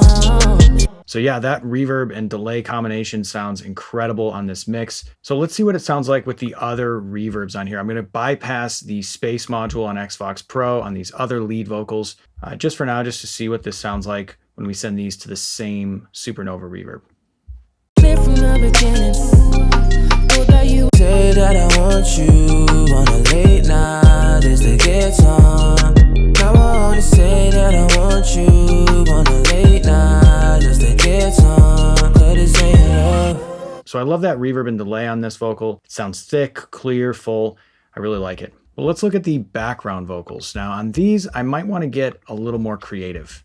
Say that you want me on a late night. So right now we have just a tiny bit of natural room. We were using that to kind of push things back. And I'm actually going to leave that on there because I like it, but I just want to get creative with some other type of big sounding space. I feel like we could use a little bit more ambience in this part of the mix. Say that you want me on a late night just to get some. Say that you want me on a late night just to get some. Cause you only really say that you want me on a late night just to get some. Say that you want me on a late night just to get some. Say that you want me on a late night just to get some. Say that you want me on a late night just to get some. So here we're doing some really cool tricks. We've got the downsampled delay in ping pong mode. We're getting that nice kind of grainy back and forth on the left and right, adding stereo interest. We've got the vintage hall, which is a really lush, thick sounding reverb. It sounds incredible. But then we're also doing a lot of tone shaping. We're carving out a lot of lows here. We're pulling out some of the lows on the EQ as well. And we're just making this a brighter, kind of airier sounding reverb. And it just sounds great on the insert of the background vocals here. Say that you want me on a late night just to get some.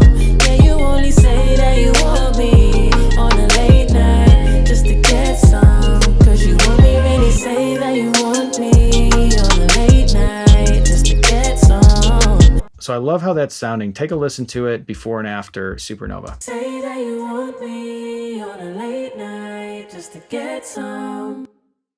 Say that you want me on a late night just to get some. Cause you only really say that you want me. It almost adds an instrument-like quality to the background vocals. Like, it's not turning it into a vocoder, but it almost kind of is turning it more into a processed synthy type of voice sound, which is really cool in this particular mix. There was one thing I heard as I was playing through the mix that I wanted to experiment with some creative reverb on, and it's this reverse Vox synth. You remember we have Blockchain Ultra with the hype chain, which is just making it so much more exciting sounding.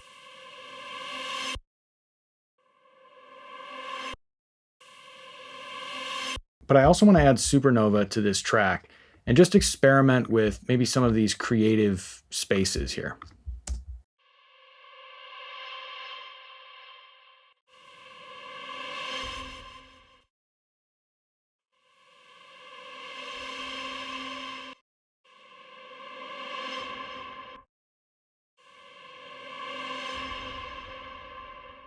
So I kind of like the tail of the reverb there.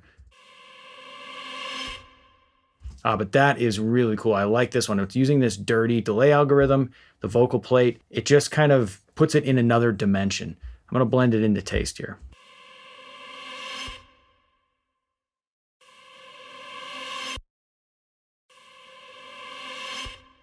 Really cool sound.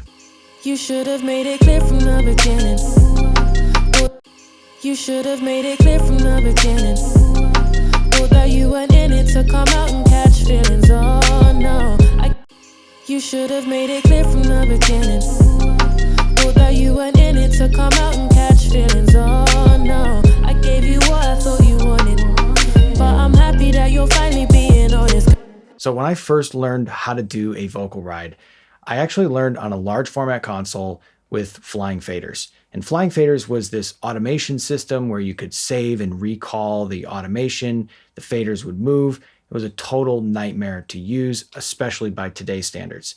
But I'm glad I learned that way because I learned a very important lesson, and I'll save you the hassle of having to get in front of a console like this just to learn it. So when you do a fader ride on a vocal mix, a lot of times you have different target levels. So you might start with your finger at the fader at -12, but then you kind of know that's where the verse starts, and then you kind of make little adjustments with each word to kind of keep them tucked in. Then once you get to the chorus, maybe it jumps up and the level of the rest of the mix rises, and so like, okay, I have to get up to like -3 in the chorus for this track. And then when the next verse comes, you might pull it back to -12 and continue doing your fader ride there. Well, this is something that you can actually achieve with X-Rider way easier and way faster if you know how to set it up. And that's what I'm going to show you how to do as we set up these vocal rides. So now is the part where we're really going to focus on getting these vocals to sit perfectly with the rest of the track. And with a modern mix like this, we really need to be precise about it. We need to make sure that each section is perfectly tucked in, but we even need to get another step further than that. We need to make sure every word is clear and that we can hear it, because that's really going to give us that feeling of the vocal is sitting perfectly.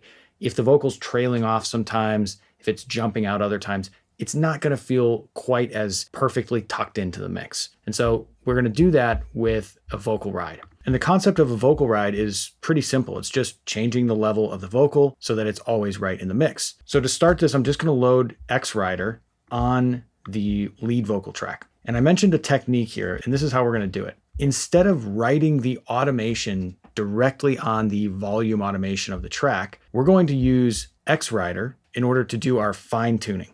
So we're going to set this up so that it's only going to adjust a couple dB in either direction. It's just going to do that very fine tuning automatically. And you can see it with the true gain line. You're going to see the actual ride happening. Everything I done, now it don't matter.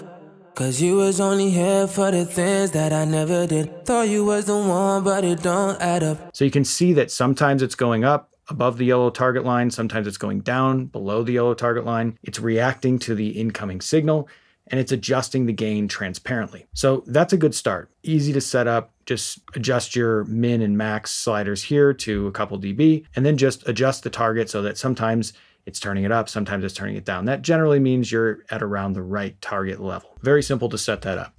But here's the real trick. Instead of automating the volume or automating any of the other parameters, we're going to automate the output gain. That's this knob right here in X-Rider. And we're going to keep it at 0. And this is how we're going to set the overall global level of the vocal for different parts of the track. So let's just take a listen through the beginning of the verse here.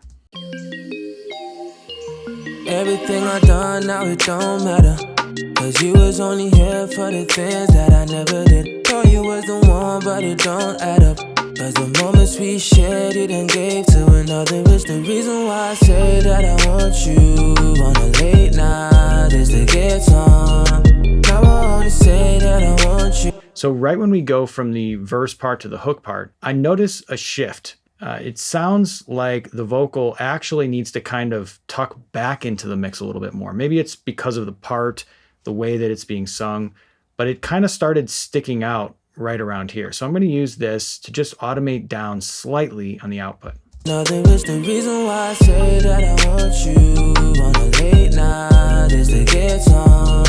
Now I only say that I want you. And the goal of this is not to hear the automation. We actually don't want to hear the automation. We want it to just sound very natural.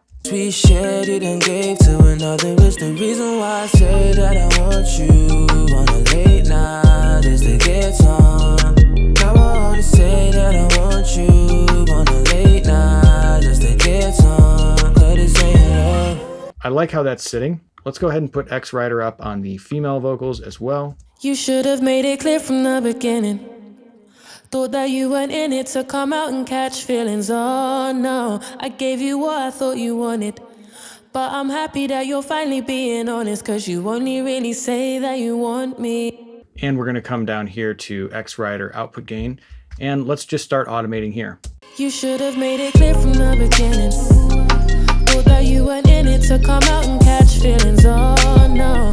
So I kind of want this to mirror the level of the vocal that was coming into it. So we're going to listen a little bit here, and then we're going to jump over to here. You on a late night, just to get some, cause this ain't love. You should have made it clear from the beginning. So it kind of jumps up a little bit more than I would like. So I'm going to just tuck it back a little bit. On a late night, just to get some, cause this ain't love. You should have made it clear from the beginning. Thought that you weren't in it to come out and catch feelings. Oh no, I gave you what I thought you wanted. But I'm happy that you're finally being honest, cause you only really say that you want me on a late night. All right, so now I'm feeling really good about the level of the verse. But in the hook, on this part, for some reason, I actually want this lead to jump out a little bit more. Kind of the opposite of what was happening on the last one. Finally being honest, cause you only really say that you want me on a late. So that was too much. We were really hearing that jump. You're finally being honest, cause you only really say that. I might even automate it over this bar here. Happy that you're finally being honest, cause you only really say that you want me on a late night, just to get some. Yeah, you only say that you want me on a late night, just to get some. This ain't love. You say that you want me again, but I know the truth. All right, we're down to our third track here. Remember, this is our separate processing that we did. We're going to pull up X Rider again and set it up on this one. You say that you want me again, but I know the truth, it was all just pretense. Wish I never went and showed you off to my friends. Should have never been the one to take you off of the fence, cause. And we're gonna X Rider output gain automate this one. And again, I'm just kind of listening to this vocal and I'm trying to match that level with this one. Just to get some, this ain't love. You say that you want me again, but I know the truth, it was all just pretense. Wish I never went and showed you off to my friends. Should have never been the one to take you off. Just to get some, this ain't love. You say that you want me again, but I know the truth, it was all just pretense. Me, for the whole time I put you above me. Stupid, I was so blind, now I might see. Should've realized how you didn't trust me, cause you know you went and played me after I gave you all that I could. Now in this part of the track, something has changed. We've dropped out some elements, and for some reason, it feels like the vocal needs to take a step forward. So I'm just gonna automate this up a little bit more. Now I might see, should've realized how you didn't trust me, cause you know you went and played me after I gave you all that I could. I was hoping to save you, but it's all good, now I know that it ain't you for my love. You should have made it clear from the beginning. Thought that you weren't in it to come out and catch. All right, so here's an interesting thing where the track really changes from section to section. Now we could say, oh, let's actually drop the vocal out here because We want it to match the background track. In this instance though, I don't think we should do that. I think we need to keep the vocal level pretty consistent. Otherwise, it's going to sound like, oh, the whole mix just got a lot quieter. We want to keep that vocal level consistent. If anything, we want to bring the rest of the mix up around the vocal. So we might even play around with, for example, let's see what our main element is. It's this synth here, synth 2. So I'm going to even put X-Rider on the synth 2 part here. I'm going to tighten this up so it doesn't necessarily do a lot of auto writing. I can also slow the speed way down too if I want to make it so it's not quite as reactive to little different changes in volume. Thought that you weren't in it to come out and catch feelings. Oh no, I gave you what I thought you wanted, but I'm happy that you're So that sounds really nice. I'm just going to automate this now with X-Rider output gain here. And let's just bring this part up quite a bit. Clear from the beginning. Thought that you weren't in it to come out and catch feelings. You should have made it clear from the beginning. Thought that you weren't in it to come out and catch feelings. Oh no, I gave you what I thought you wanted, but I'm happy that you're finally being honest. Cause you only really say that you want me on a late night just to get some. Yeah, you only say that you want me. Okay, that feels really nice on the synth now. The hook vocals, again, I want to bring them up here towards the outro. I'm happy that you're finally being honest. Cause you only really say that you want me on a late night just to get some. Yeah, you only say that you want me on a late night just to get some. Cause you only really say that you want me on a late night just to get some. Yeah, you only say that you want me on a late night just to get some. This ain't love. All right, so we've just gone through the entire track and we've done a ton of volume writing, automation. We're letting X-Rider handle all the minute changes automatically, and we're just doing kind of the global big picture. Hey, this part of the mix, the vocal should rise up a little bit, or this part, it needs to fall down a little bit.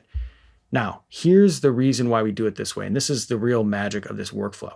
Now we can go back to mixing. We can close our automation lanes. We can go back to mixing and still use all of our faders just as we normally would to set global levels.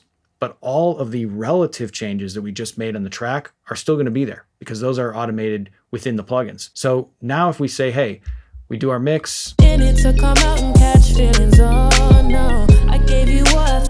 we say, hey, you know what? The vocals are just too quiet overall. I want to grab all these leads and turn them up. In it to come out and catch feelings. Oh no, I gave you what I thought you wanted, but I'm happy that you're finally being honest. Cause you only really say that you want me on a late night. We can do that super easily. We don't have to come in here and select a bunch of automation and make sure to grab all the automation points. Otherwise it screws something up. We don't have to worry about any of that headache. We just can grab the faders and turn it up and continue mixing as we would. But the beauty of this is all of our fine tuning that we've done, it's going to still be there. And probably it's going to be right. We might have to go in and tweak it after we do some major changes to the rest of the mix. But I find that more often than not, it still is relevant. And we're just going to keep going and almost forget that it's there. But it's just going to help it stay tucked in and keep it even. Happy that you're finally being honest. Cause you only really say that you want me on a late night just to get some. Yeah, you only say that you want me. So before we wrap up and move on to the next phase of this mix, I do want to touch on a very important concept, which is leaving space for the vocal within the rest of the mix. Now, I've kind of been naturally doing this as we've been going on, and it's something that you too will just get used to doing. But it's very important that you, at least at some point in your process, make a conscious note of it to say, hey, is there anything that's competing with the vocal in the mix? Is there anything in the instruments, anything in the backgrounds or ad-libs that is distracting me from whatever I want to be hearing at the main, lead vocal point? So let's just listen through a little bit here and see. You didn't love me for the whole time. I put you above me. Stupid, I was so blind. Now I'm on see. Should've realized how you didn't trust me. So I am noticing something, and it's not a very typical thing that I would usually notice like this, but the snare, the clap, all that's happening there it seems very loud and competitive with the vocal. Take another listen and focus on that snare. You didn't love me for the whole time. I put you above me. Stupid, I was so blind. Now I'm on see. It's not, and maybe even this percussion, it's just a little bit too forward. I want to just pull it back slightly. You didn't love me for the whole time. I put you above me. Stupid, I was so blind. Now I'm on see. Should say that you want me on a late night just to get some. Yeah, you only say that you want me on a late night just to get some. Cause you only really say that you want me on a late night. So I'm just checking a few different parts. Whenever you make changes like this, it's important to check it in a few different spots to make sure that it was something that was globally wrong with the mix and not just one section that you needed to address.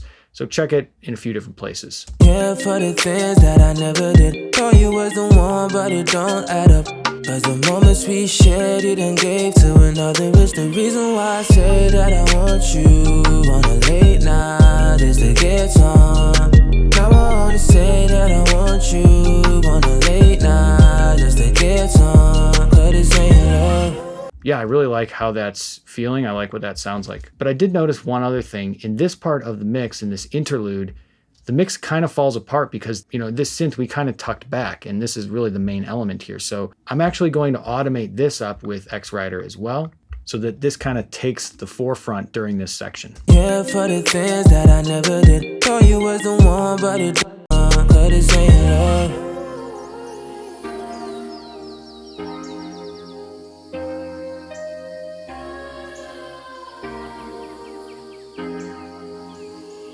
You should have made it clear from the beginning. Although you weren't in it to come. Much better. So we have a nice pocket for these vocals. If we just mute all the vocals, for example, and you can kind of hear it almost. You can hear like there's an empty hole in the track mix.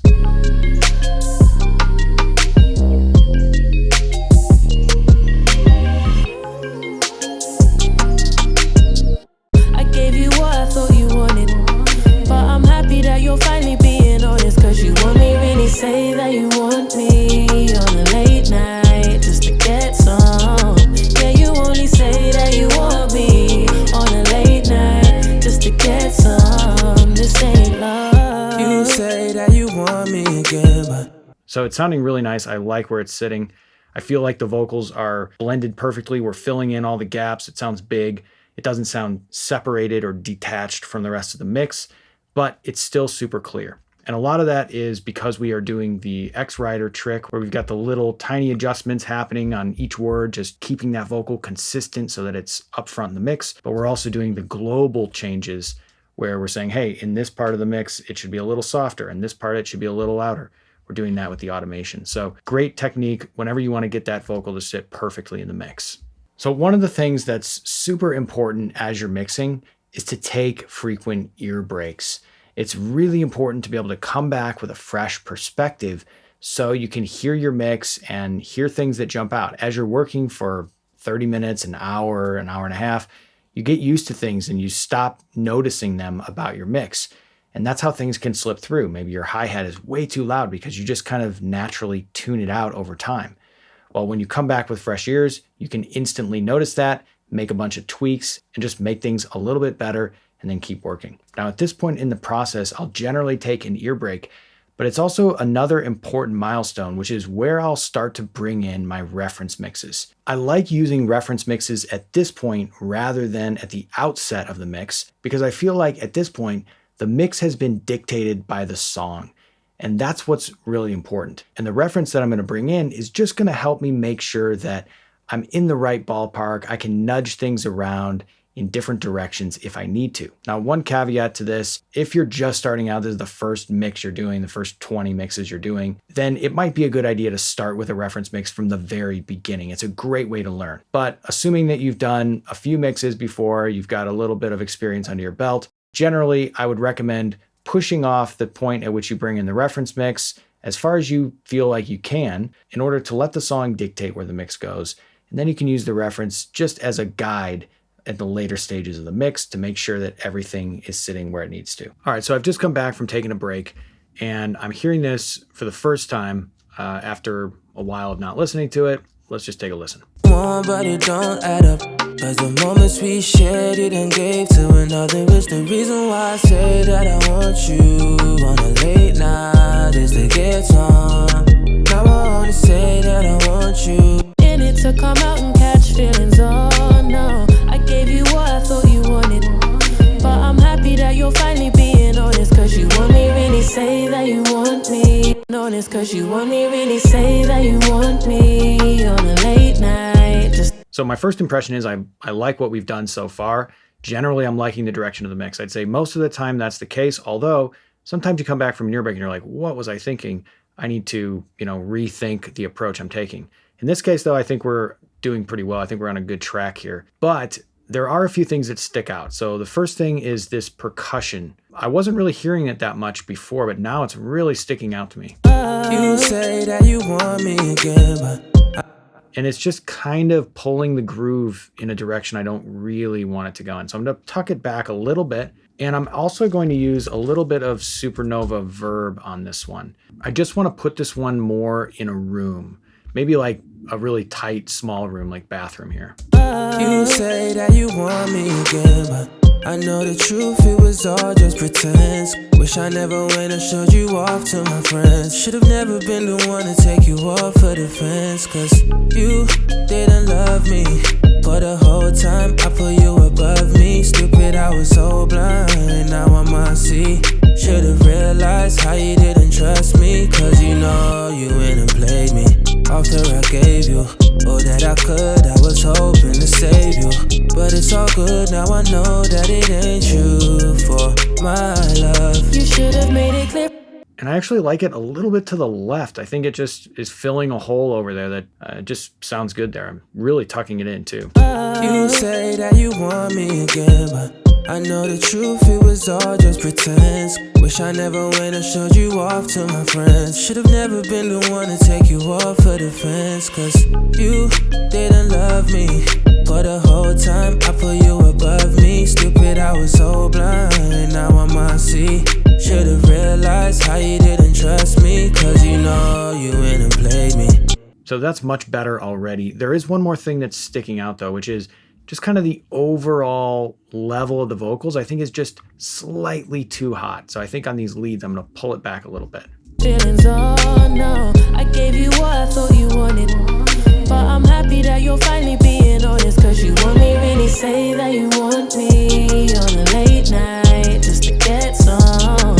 Yeah, you only say that you want me. So those are just a couple of little tiny things that jump out at you when you come back and listen for the first time. Every time you come back, you're probably going to find things like that. Even when the mix is perfect, you're probably going to still say, oh, I could tweak that a little bit. Eventually, we just have to say, you know what, it is perfect as it is.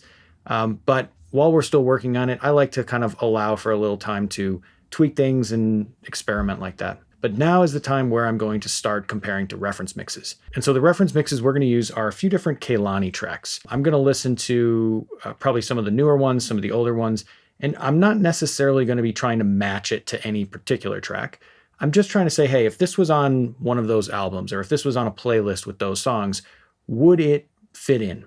Or would it jump out and be completely different sounding? And that's really the mindset that I'm taking into this approach. So what I'm going to do is I'm going to listen to a few things and I'm going to point out the observations that I'm making as I'm comparing it to reference mixes. I won't be able to actually play the reference mixes in this video, but I will just be talking through what I'm hearing specifically so that you can listen for those things as well. So the first thing, I'm going to compare it to Distraction by Kehlani. And the first thing that jumps out at me is just this track overall feels a little duller, right? The vocals, the track, the beat, everything just feels a little duller to me. And that's really all I'm going to take out of that. I'm not going to say, there are other differences, of course, like the drums in that track, the kick is way quieter, right, than in this one. But that's not really a helpful comparison at this point because they're not the same style of production even. I'm really just kind of listening overall. Hey, that one sounds a little brighter. It sounds a little crisper. So the other observation I'm going to make after listening to Folded by Kehlani, this one has a much more pokey mid-range sound, kind of overall, but especially on the vocals. The vocals are really cutting through a little bit more in the mids.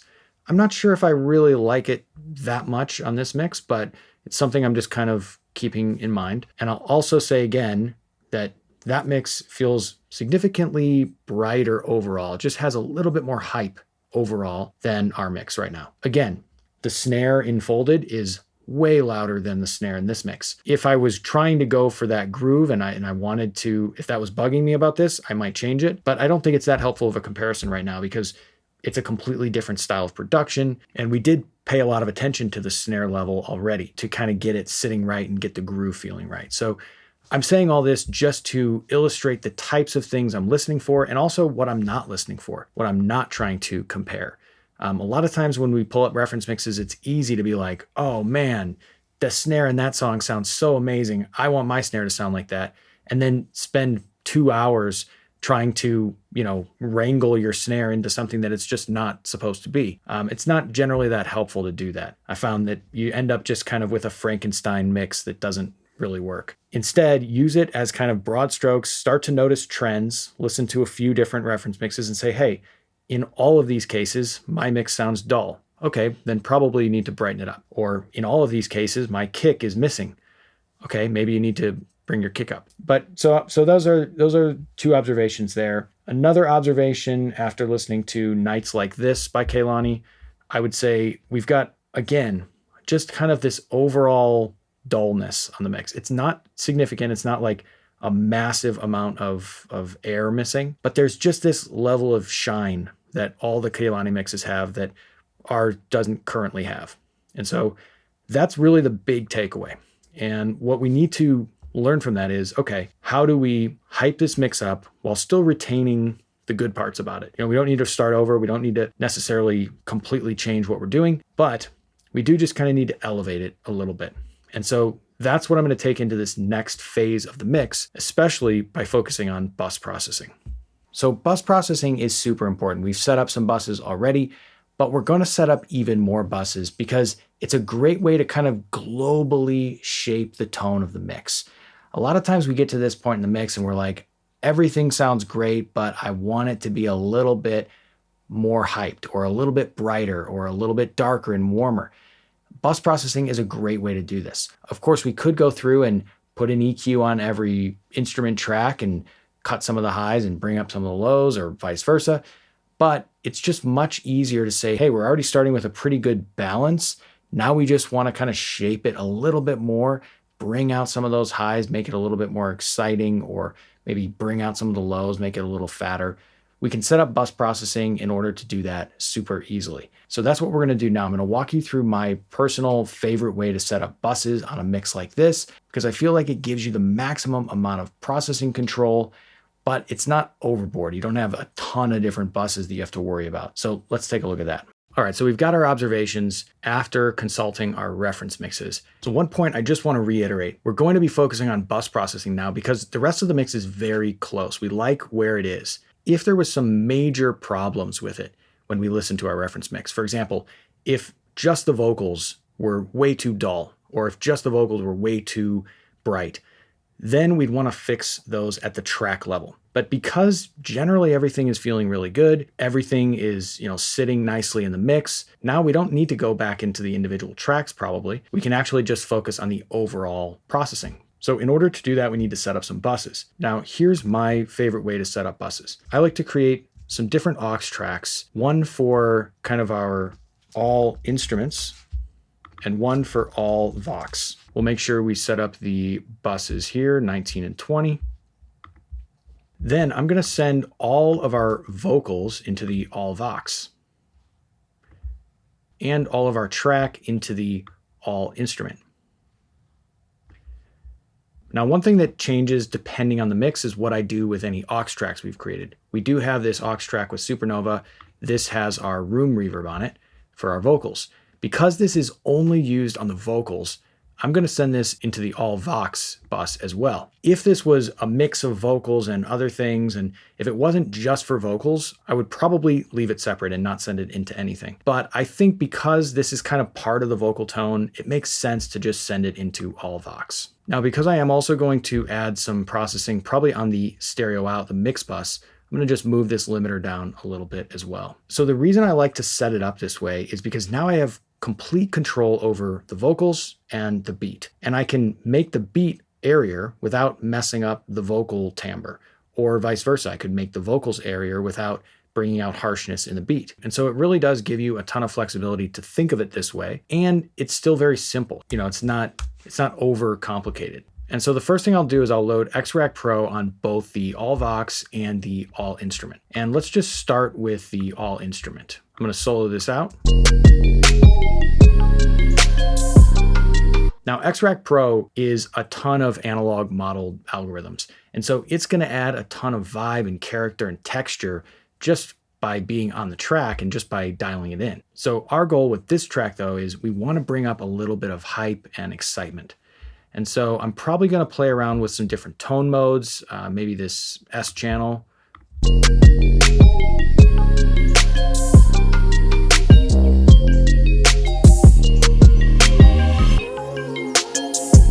Bring up just a little bit of high end there, bringing back a little sizzle. I probably will play around with some different saturation.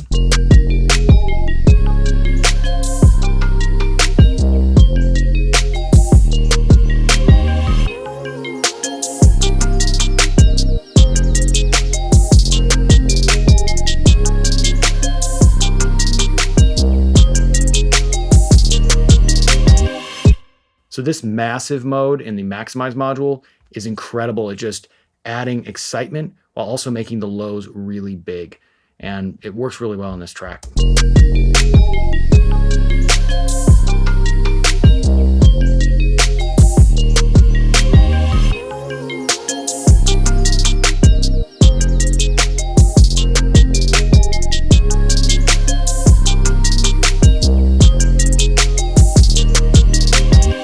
So you can really hear the difference there when we bypass and unbypass X-Rack Pro. It's almost like we're taking the blanket off the speakers.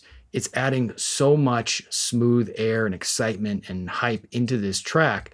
And even though we're doing just very minor, subtle tweaks, and that's just part of the power of these algorithms that you get in X-Rack Pro. They just make things sound more exciting.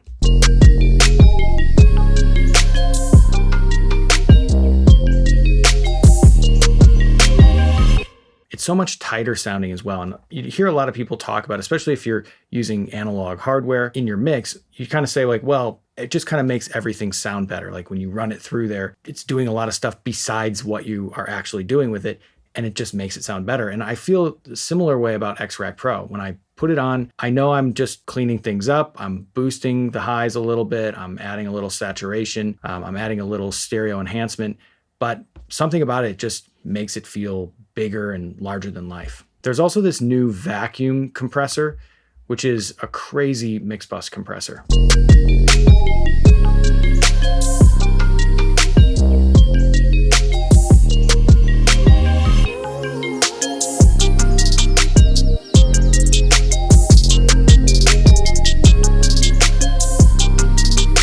So it's adding a little bit of glue, especially around the kick and snare. I'm not sure if I like it on the beat by itself, or I might want to play around with it on the actual mix bus. So I'm going to leave that one off for now. Let's go over to the vocals and let's start bringing these in and see what we can do with X-Rack Pro. Feelings, oh no, I gave you what I thought you wanted, but I'm happy that you're finally being honest, cause you only really say that you want me on a late night just to get some. Yeah, you only say that you want me on a late night just to get some. This ain't love. You say that you want me again, but I know the truth, it was all just pretense. Wish I never went and showed you off to my friends. Should've never been the one to take you off of the fence, cause you didn't love me. For the whole time I put you above me. Stupid, I was so blind. So this is the power of separating your vocals and your instruments, because we're doing very different processing here. We're using the M tube, which is a warmer, kind of fatter sounding saturation curve. We've got passive, which is a very clean, high-end lift, but we're doing it very subtly, less than we did on the beat. We're using OTT just a little bit. We're not doing any stereo work here. So, and we're doing a little bit of compression here with the Opto-X.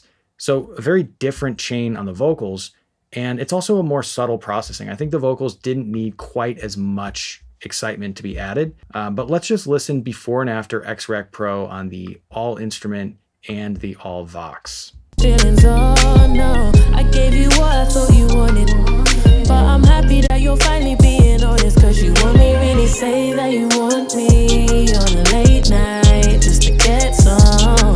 Yeah, you only say that you want me on a late night just to get some. This ain't love. You say that you want me again, but I know the truth, it was all just pretense.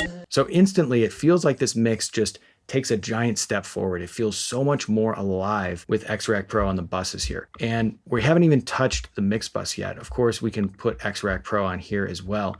And there's some really cool stuff that we might want to play with. For example, this master clip mode. Take a listen to what this one sounds like. This one, especially when you drive it a little bit with the max slider. Feelings, oh no, I gave you what I thought you wanted, but I'm happy that you're finally being honest, cause you only really say that you want me on a late night just to get some. Yeah, you only say that you want me on a late night just to get some. This ain't love. You say that you want me again, but now, you remember I mentioned back when I was listening to the reference mixes that there was one of the Kehlani tracks, I think it was Folded. It actually felt like there was a bit more poke in the mids and it was a clearer, more present tone. This master clipper is giving us that exact tone just by itself. It's just bringing those mids, it's making them a little more forward. It gives us a really nice modern sound, but it's not harsh. It's not poking through too much. So I really like this clipper. If I wanted a more even sound, a more flat sound, I might use the hard clipper. But this master one does something special in the mids there. Feelings, oh no, I gave you what I thought you wanted, but I'm happy that you're finally being honest, cause you only really say that you want me on a late night just to get some. Yeah, you only say that you want me on a late night. Now, I mentioned that we might play around with the vacuum mix bus compressor. I'm not necessarily feeling like we need a bunch of mix bus compression on this track. It feels really glued together, and that's a good sign. I don't think we necessarily need it. We'll play around with it though and see what it does. Feelings, oh no, I gave you what I thought you wanted, but I'm happy that you're finally being honest, cause you only really say that you want me on a late night just to get some. Yeah, you only say that you want me on a late night just to get some. This ain't love. you say that you want me again, but So this is one of those cases where in the studio, I like it without the mix bus compression. I don't think it needs it. Everything sounds nice. It's breathing. It's got a lot of life. But this is one of those things where you might send it to the client. You might take it to the car. You might play it on your phone. And you might realize, you know what? It doesn't have the same amount of punch and glue that other mixes have in those environments. At which point you might say, okay, even though in the studio, it doesn't sound quite as exciting, it's for the better of all the other places that people are going to listen to this, where it's probably better to use a little more compression. I'm going to leave it off for now. I might, change my mind on that after listening to it in other places. But there are definitely times like that. And this is something that you don't necessarily think about or realize, but sometimes you're making trade-offs and you're doing something not because it sounds better in the studio, because to be honest, no compression would sound the best, right? If you just could turn up the speakers all the way and tons of punch, tons of dynamics is always going to sound better in the studio. But really when we're mixing, we're trying to make it sound good everywhere. And sometimes that means it might sound a little bit worse in the studio, but it's going to sound a lot better in the car or a lot better on the phone. And so keep that in mind. This is one of those cases where, for me, I would say, yeah, probably we are going to use some compression on the mix bus, but I don't know. I like it without. Maybe we don't need it. We'll see when we listen in other places. All right, so we have just gone through this entire mix from scratch. We started with just raw multi-tracks, and we've turned it into a really great sounding, fully polished mix. Now, I hope you've been following along with the multi-tracks in your DAW, because that is absolutely how you're going to get the most value out of this course. By getting hands-on with it, experimenting with all the different techniques and things that we've been doing, you're going to learn how to dial these things in, and you're going to be training yourself to know what to look for. I want to just play a little bit before and after the mix though, just to hear how far we've come with this track. You should have made it you went in it to come out and catch feelings. I gave you what I thought you wanted, but I'm happy that you're finally being honest, cause you only really say that you want me on a late night just to get some. Yeah, you only say that you want me on a late night just to get some. You say that you want me again, but I know the truth, it was all just pretense. Wish I never went and showed you off to my friends. Should've never been the one to take you off of the fence, cause you didn't love me. But the whole time I put you above me. Stupid, I was so blind, now I must see. Thank you guys so much for joining and watching through this course. We've had a ton of fun making it for you, and we hope that you've gotten a lot of value out of it. One quick point I wanted to make before we wrap things up. While you can get a great sounding mix with a lot of different tools, one of the reasons that I personally like using the Neuro Audio tools is they just sound great out of the box. They don't take a lot of work to get them to sound good, and they just speed up the workflow so much because the controls are intuitive and everything is laid out in a way that just makes sense. And that combination of great sound plus an ultra streamlined, fast workflow is what helps you stay focused on the most important parts of the mix, the musical part of the mix. And that's really where you want to be in order to improve the sound of your mixes, is to not be bogged down with the technical aspect of your tools, but instead to be focused on what is this doing to the sound, and do I like what it's doing to the sound? And once you get to that point, you're going to be making better mix decisions. And these plugins, for me, they just help me get there so much faster and so much easier. So if you want to get a free trial of any of these tools, we put the link down in the description. We'll send those over to you right away so you can try them out in your own session. You can also head over to neuroaudio.com to learn more about all these tools. Thanks again for joining us. Be sure to hit that subscribe button and give this video a like. And let us know if you want to see more stuff like this in the future. As always, happy mixing.